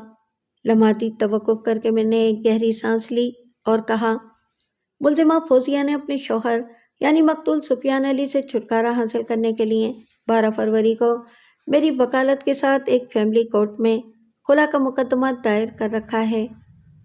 अदालत बखूबी जानती है कि खुला के केसेस का फैसला मियाँ बीवी के हक में होने में ज़्यादा वक्त नहीं लगता। फरवरी के इख्तिताम या ज़्यादा से ज़्यादा मार्च के वस्त तक मेरे मौक्किल को तो वैसे भी मकतूल से निजात हासिल हो ही जाना चाहिए थी। फिर वो इसे कत्ल करने की हिमाकत कैसे कर सकती है? और अगर इसे मकतूल की ज़िंदगी का चिराग गुल करके ही मुक्ति पाना थी तो फिर इस गरीब को मेरे जैसे महंगे वकील की भारी फीस अदा करके खुला का मुकदमा दायर करने की क्या ज़रूरत थी? फिर मैंने खुला वाले केस की नकुल वाली फ़ाइल जज की तरफ बढ़ाते हुए कहा, इस फाइल के अंदर मौजूद तमाम कागजात इस बात की गवाही देते हैं कि सुफियान अली को मेरी मौक्किल ने कत्ल नहीं किया। जज ने सरसरी अंदाज में इस फाइल की बरकतानी की और फिर वकील इस्तग़ासा को मुखातिब करते हुए पूछा, वकील साहब, आप इस बारे में क्या कहते हैं? ये मुलजिमा फौजिया की कोई गहरी चाल भी हो सकती है जनाबे अली, वो खासे पुरजोश अंदाज में बोला। इसने पहले खुला का मुकदमा दायर किया, फिर एक साजिश के तहत मकतूल सुफियान अली को मौत के घाट उतार दिया। खुला का मुकदमा इसी पेशबंदी का शाखसाना हो सकता है कि बाद में मुलजिमा पर शक की गुंजाइश बाकी न रहे और मेरे फाजिल दोस्त इसी पैटर्न पर चलकर मुलजिमा की दरख्वास्त ज़मानत मंजूर कराने की कोशिश कर रहे हैं। फौजिया मुजरिम है, चाहे वक़ुआ के चप्पे चप्पे पर इसकी उंगलियों के निशानात मिले हैं। इसी ने मकतूल सुफियान अली को मौत की नींद सुलाया है। मुझे सख्त एतराज़ है जनाबे अली, मैंने एहतजाजी अंदाज में कहा। वकील सरकार मेरी मौक्किल को मुजरिम गिरदान कर अदालती कवायद व ज़वाबित की तौहीन कर रहे हैं। जब तक किसी मुलजिम का जुर्म साबित नहीं हो जाता इसे मुजरिम नहीं कहा जा सकता। अलावा इसी मेरे फाजिल दोस्त ने बहुत जोर देकर कहा है कि मेरी मौक्किल ही ने मकतूल सुफियान अली को मौत की नींद सुलाया है।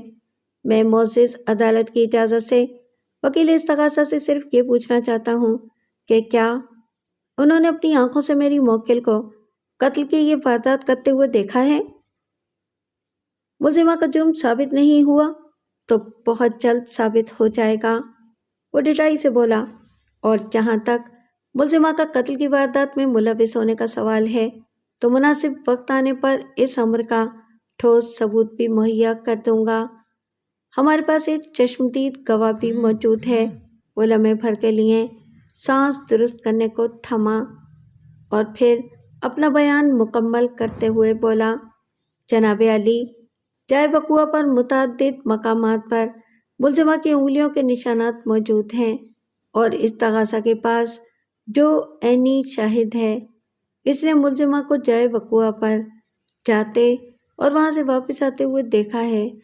اگر ملزمہ کی ضمانت قبول کر لی گئی تو تفتیش کے راستے میں ان گنت رکاوٹیں کھڑی ہو سکتی ہیں، لہٰذا میری عدالت سے استدعا ہے کہ ملزم کی درخواست ضمانت کو رد کرتے ہوئے عرصہ 7 یوم کا ریمانڈ دے دیا جائے تاکہ جلد از جلد اس مقدمے کا چالان پیش کر دیا جائے۔ یور آنر، وکیل استغاثہ کے خاموش ہونے پر میں نے کہا، میری موکل بالکل بے قصور ہے۔ اسے کسی سوچی سمجھی سازش کے تحت اس کیس میں پھنسانے کی کوشش کی جا رہی ہے۔ فی الحال میں تفصیلات میں جانا نہیں چاہتا کیونکہ اس سے آگے والی عدالتی کارروائی کے متاثر ہونے کا شدید خدشہ ہے۔ میری موکل کسی بھی قیمت پر اپنے شوہر کے ساتھ رہنے کو تیار نہیں تھی اور وہ اسے طلاق دینے کے حق میں نہیں تھا۔ مقتول نے طلاق والے معاملے کو اپنی انا کا مسئلہ بنا لیا تھا۔ سب طرف سے مایوس ہونے کے بعد ہی اس مجبور اور بے بس عورت نے انصاف کے لیے عدالت کا دروازہ کھٹکھٹانے کا فیصلہ کیا تھا۔ خلا کا مقدمہ اس کی مجبوری اور بے کسی کا کھلا ثبوت ہے۔ دوسری جانب سے حالات و واقعات، ثبوت و شواہد بعد میں عدالتی کارروائی کے دوران میں بھی ڈسکس کیے جا سکتے ہیں۔ سر دست میں معزز عدالت سے پرزور اپیل کروں گا کہ میری موکل کی درخواست ضمانت قبول کرتے ہوئے اس کی ہتھکڑی کھولنے کے احکام صادر کیے جائیں۔ یور آنر، ملزمہ فوزیہ ایک خطرناک اور عیار عورت ہے۔ وکیل استغاثہ نے ملزمہ کی ضمانت رکوانے کے لیے ایک بار پھر زور مارا۔ اگر اس کی ضمانت منظور کر لی گئی تو تفتیش کی راہ میں بہت سی رکاوٹیں کھڑی ہو جائیں گی۔ ہمارے درمیان مزید 15-20 منٹ تک اسی نوعیت کی نوک جھونک چلتی رہی۔ پھر جج نے میری موکل کی درخواست ضمانت کو رد کرتے ہوئے 7 روز کے لیے ملزمہ کو پولیس کی تحویل میں دینے کے احکامات جاری کر دیے۔ میں پہلے بھی کئی بار اس بات کی وضاحت کر چکا ہوں کہ قتل کے ملزم کی ضمانت نہایت ہی مشکل اور ناممکن ہوتی ہے۔ میں نے اس ایک ہفتے میں بھاگ دوڑ کر کے اپنی مرضی اور کام کی بہت سی باتیں جمع کر لیں تاکہ عدالتی کارروائی کے دوران میں مجھے کسی مرحلے پر دقت کا سامنا نہ ہو۔ سر دست میں اس کی تفصیل آپ کی خدمت میں پیش نہیں کروں گا۔ مناسب موقع پر سب کچھ خود بخود آپ کے سامنے آ جائے گا۔ ریمانڈ کی مدت پوری ہونے کے بعد پولیس نے اس مقدمے کا چالان عدالت میں پیش کر دیا۔ ابتدائی چند پیشیاں تکنیکی کارروائی کی نظر ہو گئیں۔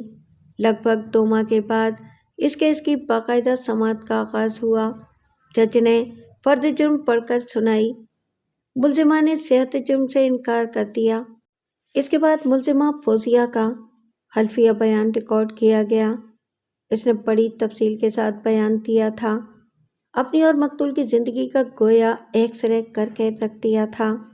اس بیان میں میرے موکل نے نہایت ہی خفگی آمیز انداز میں مقتول کے لیے بے غیرت، بے شرم، آوارہ، کمینہ، بدمعاش، عیاش، بدگماش، شیطان، مکروہ، بدذات، بدکار، ہوس پرست اور سفاک اور ظالم جیسے الفاظ استعمال کیے تھے۔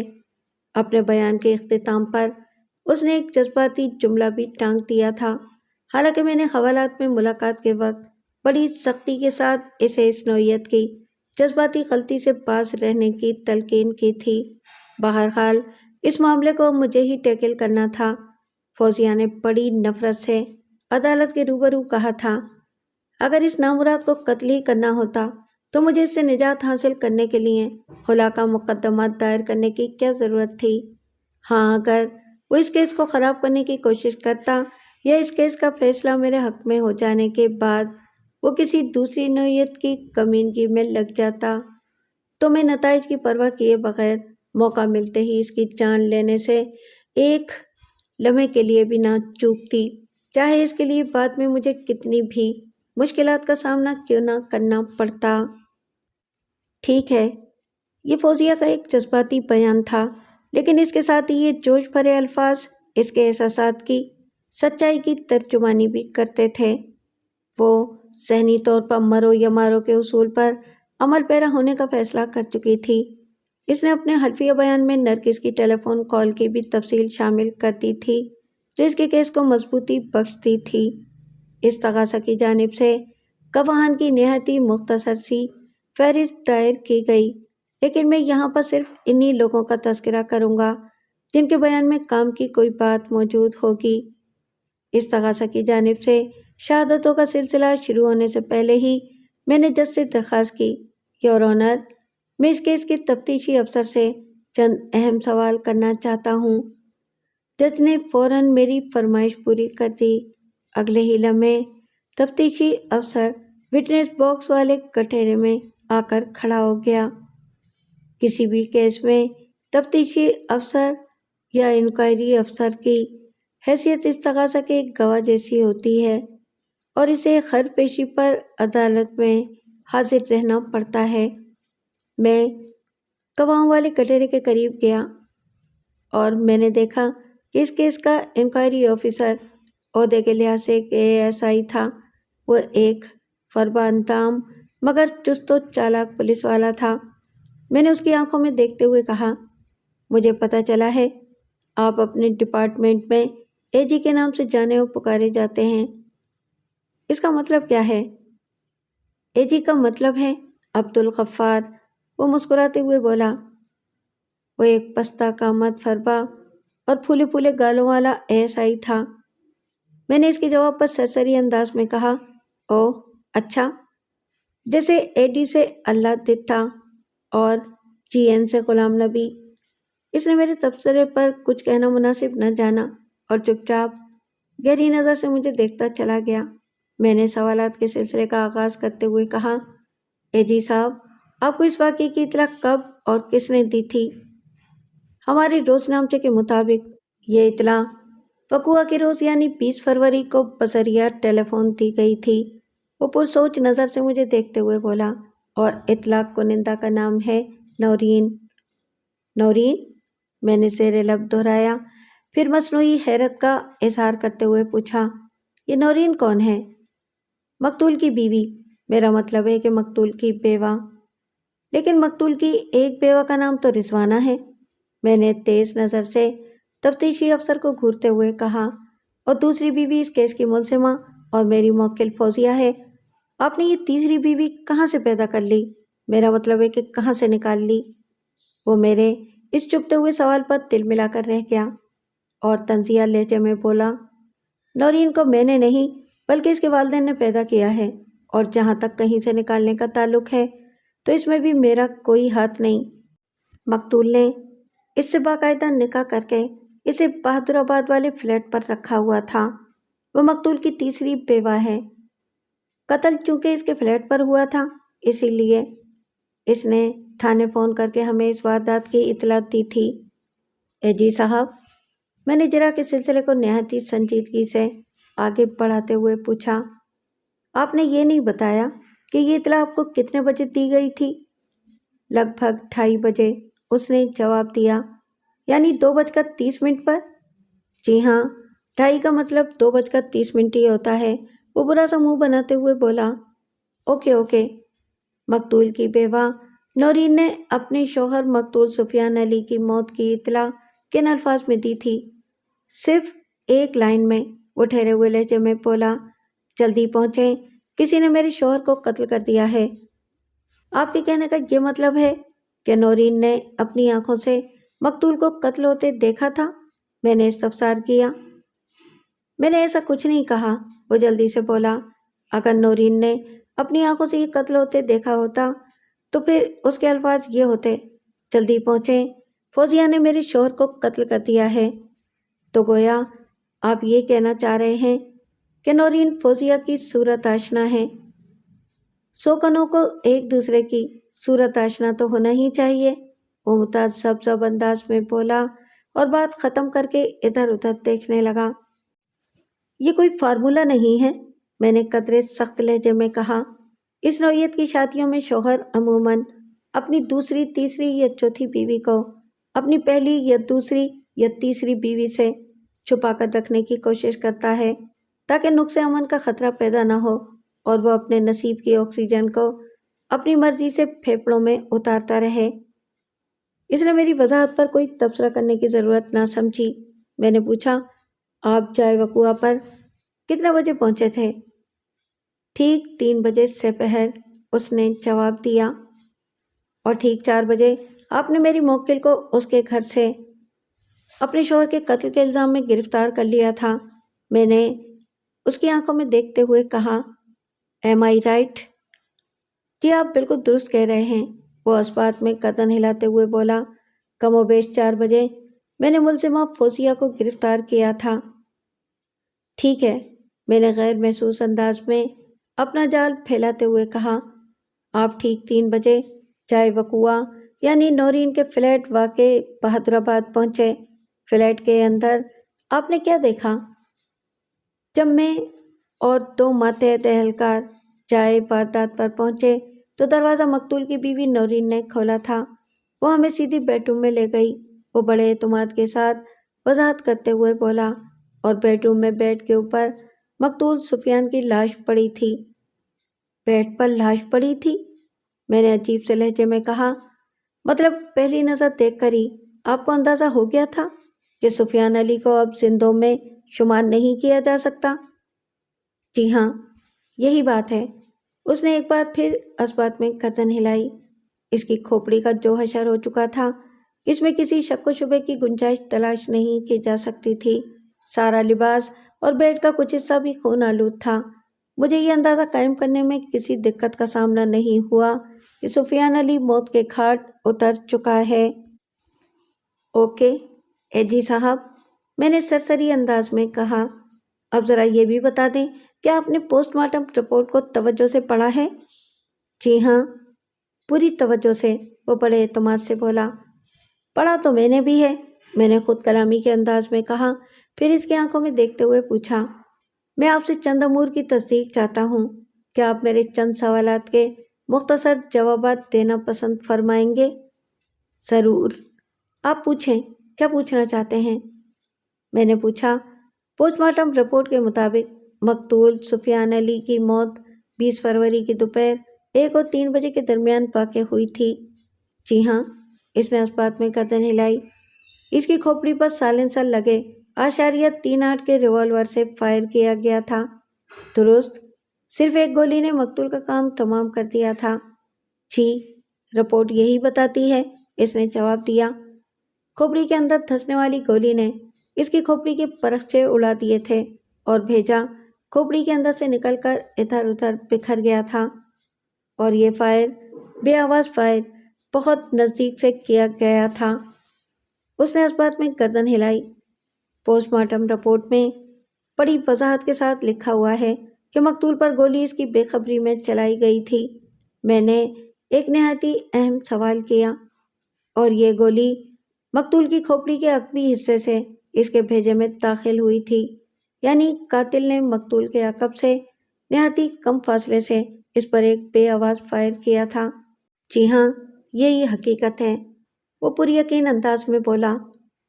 میں نے جرا کا زاویہ تبدیل کرتے ہوئے اپنے سوالات میں تیزی پیدا کی اور پوچھا، یقیناً موقع واردات کی ضروری کارروائی مکمل کرنے کے بعد ہی آپ نے ملزمہ کے گھر کا رخ کیا ہوگا؟ ظاہر ہے، آپ کس کی نشاندہی یا رہنمائی میں ملزمہ فوزیہ کو گرفتار کر کے طارق روڈ کی سمت لپکے تھے؟ میں نے کریدنے والے انداز میں پوچھا۔ نورین نے فوزیہ کو وہاں آتے جاتے نہیں دیکھا تھا، اور اگر دیکھا بھی ہوتا تو وہ پہچان نہیں سکتی تھی، کیونکہ آپ ہی کے مطابق وہ ایک دوسرے کی صورت آشنا نہیں ہیں۔ پھر آپ نے یہ معاملہ کس طرح ٹیکل کیا؟ بات دراصل یہ ہے جناب، وہ ایک گہری سانس خارج کرتے ہوئے بولا، हमें जाए वकुआ से एक ऐसा गवाह मिल गया था जिसने मुलजिमा को नौरीन के फ्लैट के अंदर दाखिल होते हुए देखा था। वो अच्छा अच्छा, मैंने किता कलामी करते हुए कहा, कहीं ये वही गवाह तो नहीं जिसका इस्तगासा रिपोर्ट में बड़ी धूमधाम के साथ जिक्र किया गया था? जी जी हाँ, वही। क्या मैं इस गवाह का नाम जान सकता हूँ?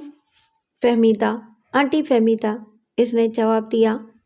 तो आपका दावा है कि ये ऐनी शाहिद फहमीदा आंटी मुलजिमा फौजिया को शक्ल से अच्छी तरह पहचानती है? मैंने इसकी आंखों में देखते हुए सवाल किया। जी बिल्कुल, इसने पुरवसूख अंदाज में गर्दन हिलाई। क्या फहमीदा आंटी नौरीन को भी पहचानती और जानती है? नहीं। थैंक यू एजी साहब, मैंने तफ्तीशी अफसर पर चिरा ख़त्म करते हुए कहा, फिर रूए सुखन जज की सिमत मोड़ते हुए इजाफा किया। मुझे और कुछ नहीं पूछना जनाब आली। आइयों ने सुक्की सांस ली। इसके बाद इस्तगासा की जानिब से कोई गवाह मजीद पेश करने की नौबत नहीं आ सकी क्योंकि अदालत का मुकर्ररा वक्त ख़त्म हो गया था। आइंदा पेशी पर आंटी फहमीदा को इस्तगासा की जानिब से पेश किया गया। आंटी फहमीदा की उम्र 40 से ज़्यादा थी। वो दरमियाने कद और भारी भरकम बदन की मालिक एक खूबसूरत औरत थी। इसने आंखों पर नज़र का चश्मा लगा रखा था और मौसम की मुनासबत से उसने प्रिंटेड लॉन का सूट जेब तन कर रखा था। फहमीदा आंटी अपना हल्फिया बयान रिकॉर्ड करा चुकी तो वकील इस्तगासा ने इसे अपने नरखे में ले लिया। मैंने इस्तगासा के इस किरदार से मुतालिक अपनी तहकीकात मुकम्मल करके अच्छी खासी मुफीद मालूमात हासिल कर ली थीं। वकील इस्तगासा ने फहमीदा आंटी को अपनी जिरा के रगड़े से निकाला तो मैं सवालात के लिए विटनेस बॉक्स के नज़दीक चला गया। मैंने इस्तगासा की गवाह की आंखों में आंखें डालते हुए पूछा, फहमीदा साहिबा, मैं आपको आंटी फहमीदा कहूँ या फहमीदा आंटी? इसके चेहरे पर एक रंसा आकर गुजर गया। ताहम जब्त का पहलू बड़ी एहतियात से थामते हुए उसने जवाब दिया, वकील साहब, आप मुझे सिर्फ फहमीदा कहें तो ज़्यादा मुनासिब होगा। फहमीदा साहिबा, मैंने गहरी संजीदगी से सवाल किया, आपकी रहाइश किस जगह पर है? तारिक रोड पर। मैंने चौंक कर इसकी तरफ देखा। तारिक रोड पर किस जगह? वहीं जहां मुलजिमा फौजिया की रिहाइश है। इसने बड़े इत्मीनान से जवाब दिया, मैं भी इसी बिल्डिंग में रहती हूँ। अब की बार फौजिया ने बड़ी हैरत से इसकी जानिब देखा। इसकी हैरानी बजा थी क्योंकि वो इस हकीकत से वाकिफ़ नहीं थी कि फहमीदा भी इसी बिल्डिंग की रिहायशी थी जहाँ वो खुद रहती थी। मैंने फहमीदा के हवाले से तहकीक करते हुए इस अम्र की तस्दीक कर ली थी, ताहम फौजिया को इस हवाले से कुछ नहीं बताया था। फहमीदा आंटी गलत नहीं कह रही थी, वो वाकई इसी बिल्डिंग की रिहायशी थी। लेकिन फहमीदा साहिबा, मैंने गवाह के चेहरे पर निगाह जमाते हुए कहा, मेरी मौकिल और इस केस की मुलजिमा तो आपको जानती नहीं। इसने कभी आपको अपनी बिल्डिंग में नहीं देखा था। दरअसल मुझे इस बिल्डिंग में रिहाइश इख्तियार किए हुए अभी चंद ही रोज़ हुए हैं। वो वजाहत करते हुए बोली, मुलजिमा का फ्लैट 2nd फ्लोर पर वाक़ है, जबकि मैं 4th फ्लोर के एक फ्लैट में किराएदार की हैसियत से आई हूँ। इसीलिए फौजिया को मेरे बारे में कुछ इल्म नहीं। कमाल की बात है फहमीदा साहिबा, मैंने इस्तेज़ाई अंदाज में कहा, मेरी मौकिल तो आपको जानती तक नहीं और आप इसके बारे में अच्छी खासी मालूमात रखती हैं। ये तो अपनी अपनी जानकारी की बात है वकील साहब। बिल्कुल दुरुस्त फरमा रही हैं आप, मैंने सरसरी अंदाज में कहा। फिर पूछा, क्या आपको इस बात का एहसास है कि आप इस तगाज़ा की सबसे ज़्यादा अहम और मोतबर गवाह हैं? मैं तो सिर्फ इतना जानती हूँ कि मैं एक गवाह हूँ, वो बड़ी सादगी से बोली। सिर्फ गवाह नहीं फहमीदा साहिबा, मैंने एक एक लफ्ज़ पर जोर देते हुए कहा, आप इस केस में इस तगाज़ा की जानिब से आई विटनेस यानी ऐनी गवाह की हैसियत से आज अदालत में पेश हुई हैं। वक़ुआ के रोज़ आपने मेरी मौकिल फौजिया को बहादुराबाद वाले नौरीन के फ्लैट में दाखिल होते देखा था। जी हाँ, ये दुरुस्त है, इसने उस बात में गर्दन हिलाई।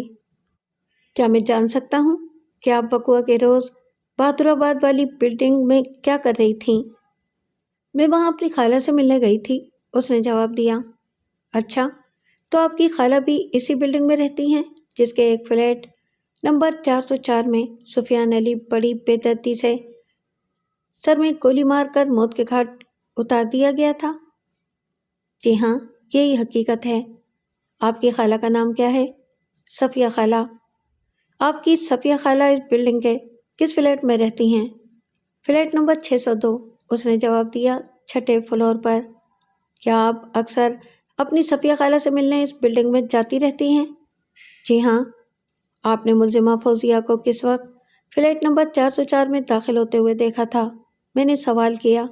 میرا مطلب ہے جب آپ اپنی صفیہ خالہ سے ملنے جا رہی تھیں یا جب وہاں سے واپس آ رہی تھیں؟ جب میں اپنی خالہ سے ملنے جا رہی تھی، اس نے جواب دیا۔ اسے اس بلڈنگ میں دیکھ کر مجھے حیرت ہوئی تھی، لیکن میں نے اس سے بات کرنا یا کچھ پوچھنا مناسب نہیں سمجھا اور سیدھی اپنی خالہ کے فلیٹ کی طرف چلی گئی تھی۔ کیا ملزمہ فوزیہ نے بھی آپ کو اس بلڈنگ میں دیکھ لیا تھا؟ ایک لمحہ سوچنے کے بعد اس نے جواب دیا، میرا خیال ہے کہ نہیں۔ ابھی تک آپ نے میرے جن سوالات کے جوابات دیے ہیں ان میں سے کسی میں کوئی تبدیلی تو نہیں کرنا؟ میں نے اس کی آنکھوں میں جھانکتے ہوئے پوچھا۔ بالکل نہیں، میں نے جو بھی بتایا ہے 16 نے سچ بتایا ہے، وہ بڑے اعتماد سے بولی۔ آپ یہ بات کیوں پوچھ رہے ہیں وکیل صاحب؟ میں نے اس کے سوال کا جواب دینا مناسب نہ جانا اور سوالات کے سلسلے کو ایک انوکھا موڑ دیتے ہوئے پوچھا، آپ کی نشاندہی اور رہنمائی میں پولیس نے میری موکل کو اس کے گھر سے گرفتار کیا تھا اور اس امر کی تصدیق پچھلی پیشی پر انکوائری آفیسر AJ نے بھی کی ہے۔ میں اپنی معلومات کی خاطر یہ جاننا چاہتا ہوں کہ آپ نے کس طرح پولیس کی رہنمائی فرمائی تھی؟ کیا آپ بھی پولیس کے ساتھ ہی واپس طارق روڈ والے فلیٹ پر آ گئی تھیں یا بس انہیں میری موکل کا ایڈریس سمجھا دیا تھا؟ میں ان کے ساتھ نہیں گئی تھی، اس نے ایک گہری سانس خارج کرتے ہوئے جواب دیا، بس انہیں گائیڈ کر دیا تھا۔ آپ کا گھر بھی اسی بلڈنگ میں واقع ہے جہاں ملزمہ کی رہائش ہے؟ میں نے کوریت کا سلسلہ جاری رکھتے ہوئے کہا، یہ جتنا بڑا واقعہ پیش آیا تھا اس میں تو آپ کو فوراً اپنے گھر کی جانب ریس ہو جانا چاہیے تھا، پھر آپ اطمینان سے اپنی صفیہ خالہ کے گھر میں کیوں بیٹھی رہی تھیں؟ میں کسی خاص کام سے صفیہ خالہ سے ملنے گئی تھی اور جب تک وہ کام ہو نہ جاتا میں واپس نہیں آ سکتی تھی، وہ وضاحت کرتے ہوئے بولی۔ پھر یہ واقعہ میرے وہاں پہنچنے کے چند منٹ بعد ہی پیش آ گیا تھا۔ چند منٹ؟ میں نے پوچھا، مثلاً کتنے منٹ؟ یہی کوئی 10 15 یا 20 منٹ، اس نے جواب دیا۔ میں ابھی جا کر اپنی خالہ کے پاس بیٹھی ہی تھی کہ نیچے سے شور اٹھا، پھر پتہ چلا کہ 4تھے فلور کے ایک فلیٹ میں کسی کو قتل کر دیا گیا ہے۔ تھوڑی دیر کے بعد پولیس بھی تفتیش کے لیے موقع پر پہنچ گئی۔ آپ کب اس تحقیقاتی کمیشن یا تفتیشی ٹیم میں شامل ہوئی تھیں؟ میں نے طنزیہ انداز میں استفسار کیا۔ مطلب یہ کہ پولیس نے آپ سے کب رابطہ کیا یا آپ نے کب پولیس کو بتایا کہ آپ نے میری موکل اور اس مقدمے کی ملزمہ فوزیہ کو فلیٹ نمبر 404 کے اندر داخل ہوتے ہوئے دیکھا تھا؟ بات دراصل یہ ہے وکیل صاحب کہ جب یہ شور اٹھا کہ فلیٹ نمبر 404 میں کسی بندے کو موت کے گھاٹ اتار دیا گیا ہے تو میرا ماتھا ٹھنکا، کیونکہ میں نے 20 25 منٹ پہلے اسی فلیٹ میں فوزیہ کو داخل ہوتے دیکھا تھا۔ میں گھر سے نکلی اور 4تھے فلور پر آ گئی۔ خالہ صفیہ بھی میرے ہمراہ تھیں۔ 4تھے فلور پر پولیس تفتیش کرتے ہوئے مختلف لوگوں کے بیانات بھی لے رہی تھی۔ جب مجھ سے انہوں نے پوچھا تو میں نے انہیں سب کچھ صاف صاف بتا دیا۔ وہ پھر آپ کی نشاندہی پر سیدھے طارق روڈ پہنچے اور آنن فانن میری موکل کو گرفتار کر کے لے گئے۔ میں نے کہا، میں غلط تو نہیں کہہ رہا فہمیدہ صاحبہ؟ نہیں جی، آپ بالکل درست کہہ رہے ہیں فہمیدہ صاحبہ، میں نے گہری سنجیدگی سے کہا۔ ابھی تک آپ نے میرے جن سوالات کے جوابات دیے ہیں ان میں سے کسی میں کوئی تبدیلی تو نہیں کرنا؟ کیا مطلب ہے آپ کا؟ وہ خفگی آمیز نظر سے مجھے تکنے لگی۔ یہ سوال آپ پہلے بھی مجھ سے کر چکے ہیں۔ آبجیکشن یور آنر، وکیل استغاثہ نعرہ مستانہ لگاتے ہوئے فوراً اپنی گواہ کی مدد کو لپکا۔ جناب علی، میرے فاضل دوست استغاثہ کے معزز گواہ کو خواہ ہراساں کرنے کی کوشش کر رہے ہیں، انہیں ایسے ہتھ کنڈے آزمانے سے باز رہنے کی تلقین کی جائے۔ جج نے سوالیہ نظر سے مجھے دیکھا۔ میں نے کہا، جناب علی، میرے اس سوال کا ایک خاص مقصد ہے۔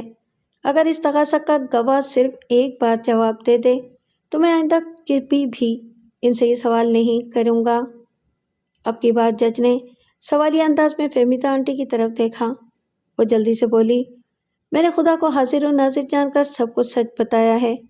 آپ کی مرضی ہے میری بات کا یقین کریں یا نہ کریں۔ آپ نے کہا اور میں نے یقین کر لیا فہمیدہ ماسی، میں نے ایک ایک لفظ پر دباؤ ڈالتے ہوئے کہا۔ فہمیدہ کے چہرے پر ایک رنگ سا آ کر گزر گیا۔ اس نے گھبرا کر وکیل استغاثہ کی جانب دیکھا۔ وکیل استغاثہ کچھ زیادہ ہی جوش میں آ گیا اور آتشی لہجے میں بولا، جناب علی، وکیل صفائی نے تمام اخلاقی حدود کو پامال کر دیا ہے۔ استغاثہ کی معزز گواہ کو ماسی یعنی نوکرانی کہہ دینا انتہائی گری ہوئی حرکت ہے۔ It is too much your owner. وکیل استغاثہ کے اعتراض پر جج نے تشویش بھرے انداز میں مجھے گھورا اور پوچھا، بیگ صاحب، آپ نے استغاثہ کی گواہ کے لیے اس قسم کے الفاظ کیوں استعمال کیے ہیں؟ عدالت وضاحت چاہتی ہے۔ جناب علی، میں نے نہایت ہی ادب و احترام کے ساتھ اپنی معلومات کے دریا بہاتے ہوئے کہنا شروع کیا، پھول کو پھول، مالی کو مالی اور گالی کو گالی کہنا کسی بھی طور اخلاق سے گری ہوئی حرکت نہیں ہو سکتی۔ اسی طرح میں نے دانستہ توقف کر کے ایک گہری سانس خارج کی اور پھر بات مکمل کرتے ہوئے کہا، اسی طرح ماسی کو ماسی کہنا بھی کوئی جرم نہیں یور آنر۔ آپ کا مطلب ہے استغاثہ کی گواہ فہمیدہ گھروں میں کام کرنے والی ایک نوکرانی ہے؟ جج کے استفسار سے بے یقینی چھلکتی تھی۔ ترین چہ شک، میں نے ٹھوس انداز میں کہا، اور میں اپنے اس دعوے کو ابھی معزز عدالت کے سامنے سچ بھی ثابت کر کے دکھا سکتا ہوں۔ پرمیشن گرانٹڈ، جج نے بھاری بھرکم آواز میں کہا۔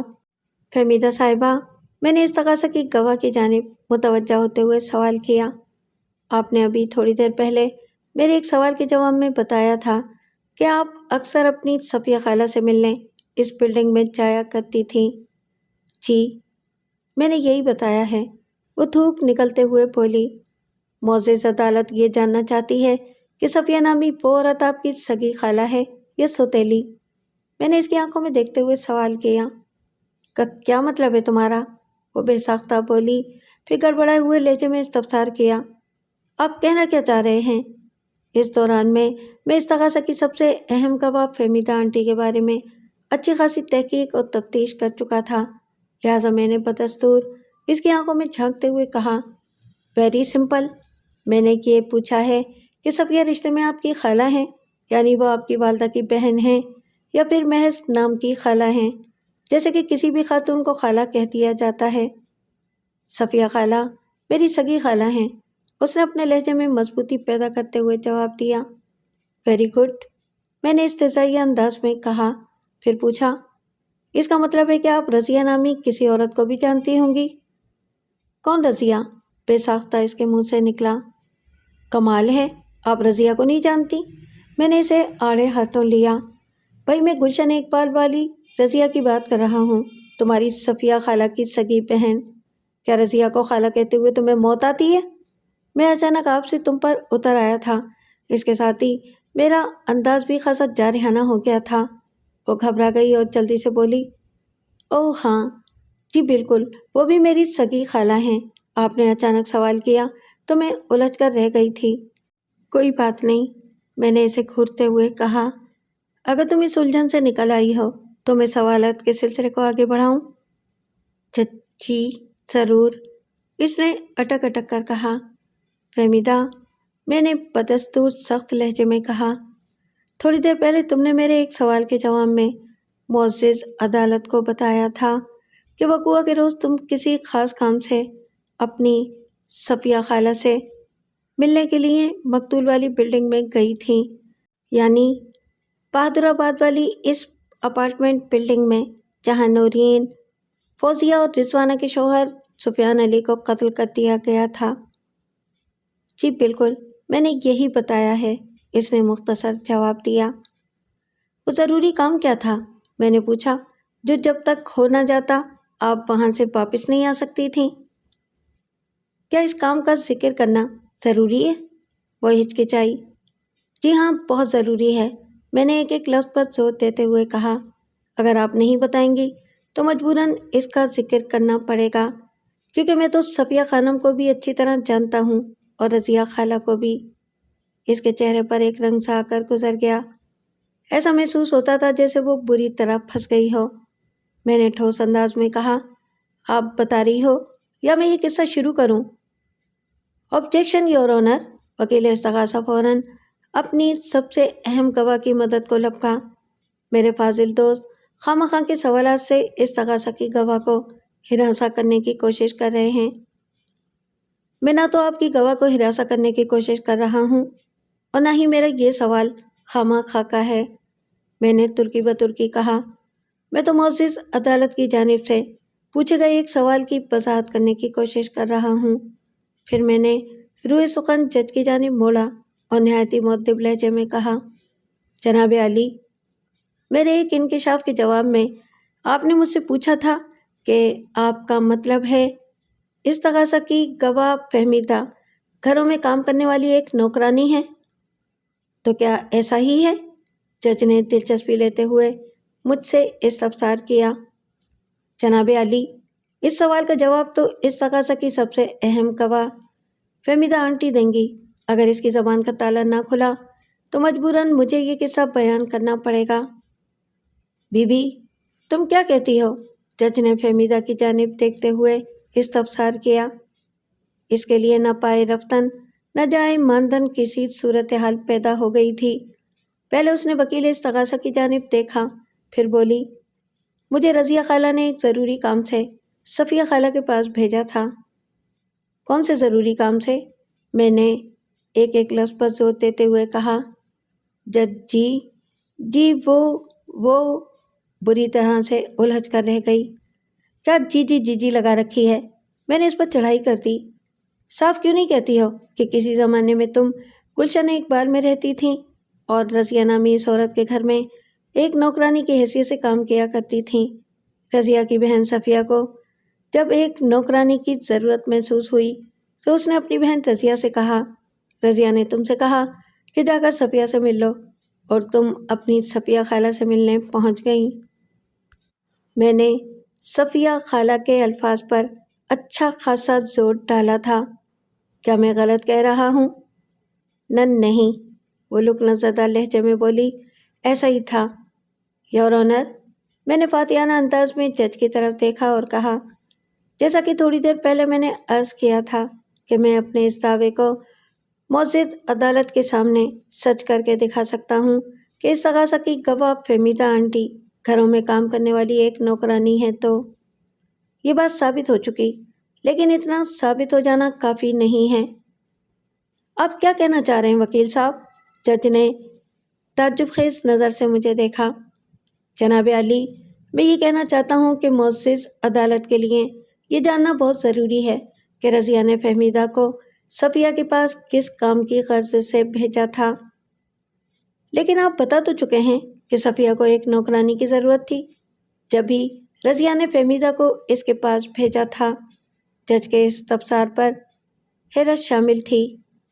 ایگزیکٹلی، میں نے یہی کہا ہے، میں نے پرجوش لہجے میں کہا، لیکن اس امر کی وضاحت ہونا ضروری ہے کہ جب صفیہ کے گھر میں ایک ملازمہ پہلے سے کام کر رہی تھی تو پھر کسی اور نوکرانی کی ضرورت کیوں پیش آ گئی؟ بی بی، بتاؤ تم اس سلسلے میں کیا کہتی ہو؟ جج وٹنس باکس میں کھڑی فہمیدہ سے بولا۔ وہ جج صاحب، صفیہ خالہ کو نہیں بلکہ کسی اور کو میری ضرورت تھی۔ کس کو؟ میں نے چیخ سے مشابہ آواز میں پوچھا۔ جناب عالی، مجھے سخت اعتراض ہے۔ وکیل استغاثہ ایک مرتبہ پھر بیچ میں کود پڑا۔ صفیہ خالہ کا زیر سماعت کیس سے کیا تعلق؟ وکیل صفائی ادھر ادھر کے غیر ضروری معاملات میں الجھ کر معزز عدالت کا قیمتی وقت برباد کر رہے ہیں۔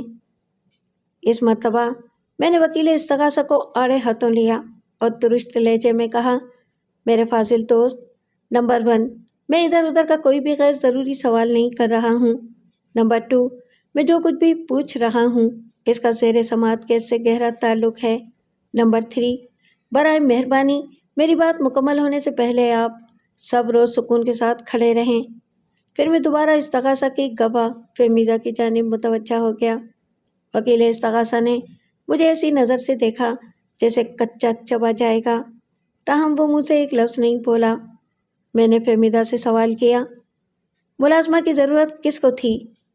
نورین صاحبہ کو، اس نے جواب دیا۔ کون نورین؟ میں نے پوچھا۔ کیا تم اسی نورین کا ذکر کر رہی ہو جو 4 فلور پر فلیٹ نمبر 404 میں رہتی ہے، اور اسی فلیٹ میں اس کے شوہر سفیان علی کو کسی نے قتل کر دیا تھا؟ جی وہی نورین صاحبہ، اس نے اس بات میں گردن ہلائی۔ میں اسی کی بات کر رہی ہوں۔ نورین نے اپنی ضرورت کا ذکر صفیہ خالہ سے کیا تھا۔ انہوں نے اپنی بہن رضیہ سے کہا اور اس طرح میں صفیہ خالہ کے پاس پہنچ گئی۔ گڈ، میں نے فہمیدہ کی آنکھوں میں دیکھتے ہوئے کہا۔ اس کا مطلب ہے تم نورین کو اچھی طرح جانتی ہو؟ اچھی طرح تو نہیں، اس نے جواب دیا، بس اتنا ہی جانتی ہوں کہ وہ چوتھے فلور کے فلیٹ نمبر 404 میں رہتی ہیں اور انہیں ایک گھریلو ملازمہ کی ضرورت تھی۔ اس کا مطلب ہے کہ اس اپارٹمنٹ بلڈنگ میں داخل ہونے سے پہلے تمہیں یہ بات معلوم تھی کہ صفیہ خالہ نے تمہیں نورین کے کام کے لیے اپنے پاس بلایا ہے، وہ نورین جو چوتھے فلور کے فلیٹ نمبر 404 میں رہتی ہے؟ جی ہاں، اس نے اس بات میں گردن ہلا دی۔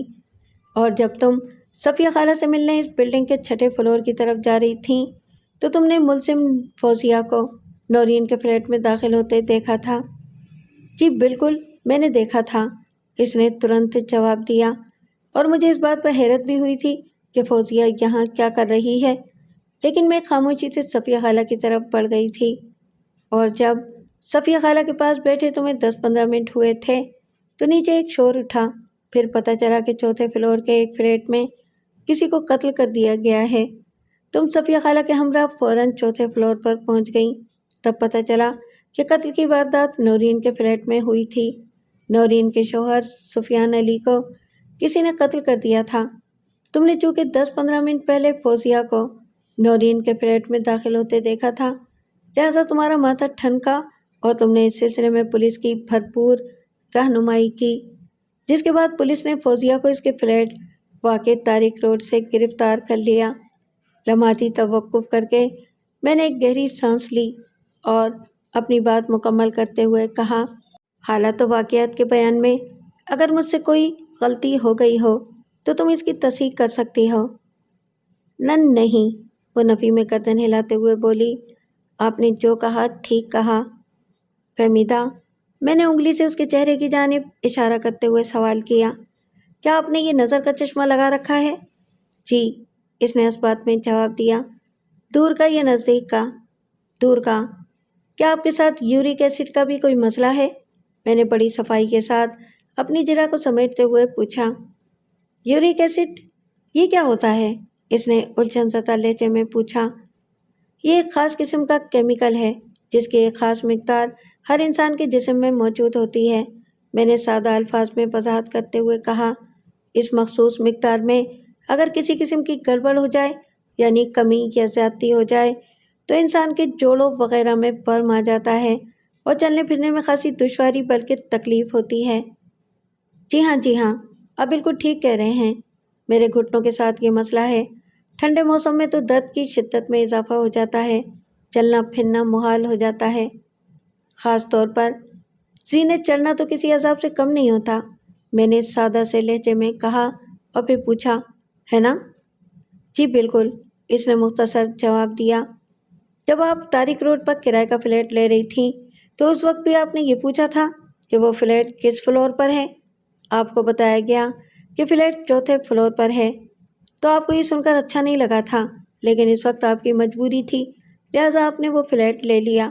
حالانکہ دسمبر اور جنوری میں اچھی خاصی ٹھنڈک ہوتی ہے اور گھٹنوں کے درد کے ساتھ چوتھے فلور پر چڑھنا اور اترنا ایک عذابناک عمل ہے۔ کیا میں غلط کہہ رہا ہوں؟ نہیں جناب، آپ بالکل ٹھیک کہہ رہے ہیں، اس نے میرے موقف کی تائید کرتے ہوئے کہا۔ اگر مجبوری نہ ہوتی تو میں کبھی چوتھے فلور کا فلیٹ کرائے پر نہ لیتی۔ کیا آپ اپنی اس مجبوری کی وضاحت کریں گی؟ میں نے چپتے ہوئے لہجے میں استفسار کیا۔ وہ گڑبڑا کر رہ گئی۔ یہ کس قسم کی مجبوری ہے؟ میں نے تیور بدل کر سخت لہجے میں پوچھا۔ وہ وہ جی میں یہ کہنا چاہ رہی تھی کہ اس وقت نیچے کے کسی فلور پر مجھے اور کوئی فلیٹ مل نہیں رہا تھا، اس لیے مجبوری میں چوتھے فلور کا وہ فلیٹ لے لیا۔ وہ اپنی مجبوری کی وضاحت کرتے ہوئے بولی۔ دوسری بات یہ کہ اوپر والے فلورز کا کرایہ بھی نسبتاً کم ہوتا ہے۔ اس کا مطلب تو یہ ہوا کہ تمہاری صفیہ خالہ کے فلیٹ کا کرایہ تو کافی کم ہوگا۔ میں نے چراغ کو اختتام کی طرف لاتے ہوئے معنی خیز انداز میں کہا۔ وہ تو اسی بلڈنگ کے 6 فلور پر فلیٹ نمبر 602 میں رہتی ہیں۔ نہیں جی، ایسی کوئی بات نہیں، وہ عجیب سے لہجے میں بولی۔ پھر کیسی بات ہے؟ میں نے تیز لہجے میں دریافت کیا۔ اول تو وہ فلیٹ صفیہ خالہ کی ذاتی ملکیت ہے، وہ کرایہ دار نہیں ہے، اس نے بتایا۔ دویم، اس بلڈنگ میں لفٹ موجود ہے۔ لفٹ کی سہولت کی وجہ سے ہر فلور کے فلیٹس کی مارکیٹ ویلیو ایک جیسی ہے۔ لفٹ کی یہ سہولت تمہارے لیے کسی نعمت سے کم نہیں ہوگی، میں نے کہا۔ لفٹ کی مدد سے نیچے سے اوپر جاتے ہوئے تمہارے گھٹنوں کو بہت سکون محسوس ہوتا ہوگا۔ جی آپ بالکل ٹھیک کہہ رہے ہیں، وہ اس بات میں گردن ہلاتے ہوئے بولی۔ میں جب بھی صفیہ خالہ سے ملنے جاتی ہوں تو لفٹ کے ذریعے بڑی آسانی سے 6 فلور پر پہنچ جاتی ہوں۔ وقوع کے روز بھی تم لفٹ کے ذریعے ہی 6 فلور پر پہنچی تھیں۔ جی ہاں، اس میں کیا شک ہے، وہ حیرت آمیز لہجے میں بولی۔ مجھے تو کوئی شک نہیں، البتہ آپ کے بیان سے وکیل استغاثہ کے لیے بہت بڑی مشکل کھڑی ہو سکتی ہے۔ کس قسم کی مشکل؟ اس کا چہرہ شکن آلود ہو گیا۔ آپ وکیل استغاثہ کی مشکل کا سوچ کر خود کو دبلا نہ کریں، میں نے طنزیہ لہجے میں کہا۔ یہ وقت ہے خود کو بچانے کا، آپ ایک خونی دلدل میں گر چکی ہیں۔ اس کی سمجھ میں کچھ نہ آیا، جھرجھراتی ہوئی آواز میں بولی۔ میں نے کیا کیا ہے؟ آپ کس دلدل کی بات کر رہے ہیں؟ اس خطرناک دلدل کا نام ہے لفٹ۔ تم وقوع کے روز صفیہ خالہ کے فلیٹ تک لفٹ کے ذریعے ہی پہنچی تھی نا؟ ہاں، اور یہ بات میں آپ کو پہلے بھی بتا چکی ہوں، وہ جھنجھلاہٹ آمیز لہجے میں بولی۔ دوبارہ بتانے سے معاملہ پکا ہو گیا، میں نے معنی خیز انداز میں کہا۔ کون سا معاملہ؟ اس کی الجھن پریشانی میں بدل گئی۔ لفٹ کے ذریعے گراؤنڈ فلور سے 6 فلور تک پہنچنے کا معاملہ، میں نے کہا۔ اس روز لفٹ میں تمہارے علاوہ اور کون تھا؟ کوئی بھی نہیں، اس نے جواب دیا، میں اکیلی ہی تھی۔ کیا راستے میں کہیں لفٹ رکی تھی؟ میں نے اس کی آنکھوں میں دیکھتے ہوئے استفسار کیا۔ میرا مطلب ہے کسی نے لفٹ کو کال کیا ہو، راستے میں کوئی لفٹ میں سوار ہوا ہو؟ بالکل نہیں، اس نے نفی میں گردن ہلائی۔ یعنی اس روز تم اکیلی ہی لفٹ میں سوار ہو کر گراؤنڈ فلور سے 6 فلور تک پہنچی تھیں؟ ہاں ہاں ہاں، اور ہنسی ہو گئی۔ یہ بات میں کتنی مرتبہ آپ کو بتاؤں؟ بس اب مزید بتانے کی ضرورت نہیں ہے، میں نے ٹھہرے ہوئے لہجے میں کہا۔ جتنا کچھ تم نے بتا دیا وہ تمہیں جیل کی دیواروں کے پیچھے پہنچانے کے لیے کافی ہے۔ جیل؟ وہ کیوں؟ وہ سراسیمہ نظر سے مجھے تکنے لگی۔ میں نے کون سا جرم کیا ہے؟ غلط بیانی کا جرم، میں نے زہر خند لہجے میں کہا۔ کسی کو غلط راہ پر ڈالنے کا جرم۔ تمہارا ہر جرم بہت سنگین ہے۔ پتہ نہیں آپ کیا کہہ رہے ہیں، وہ بکھری ہوئی آواز میں بولی۔ میری تو کچھ سمجھ میں نہیں آ رہا۔ جب حوالات کی سلاخوں کے پیچھے پہنچو گی تو تمہاری سمجھ بڑے اچھے انداز میں کام کرنے لگے گی، میں نے ایک ایک لفظ پر زور دیتے ہوئے کہا۔ پھر پوچھا، تم استغاثہ کی ایک اہم گواہ ہو کہ نہیں؟ جی ہوں، اس نے نحیف سی آواز میں جواب دیا۔ صرف گواہ نہیں بلکہ عینی گواہ، آئی وٹنس، میں نے سنسناتے ہوئے لہجے میں کہا۔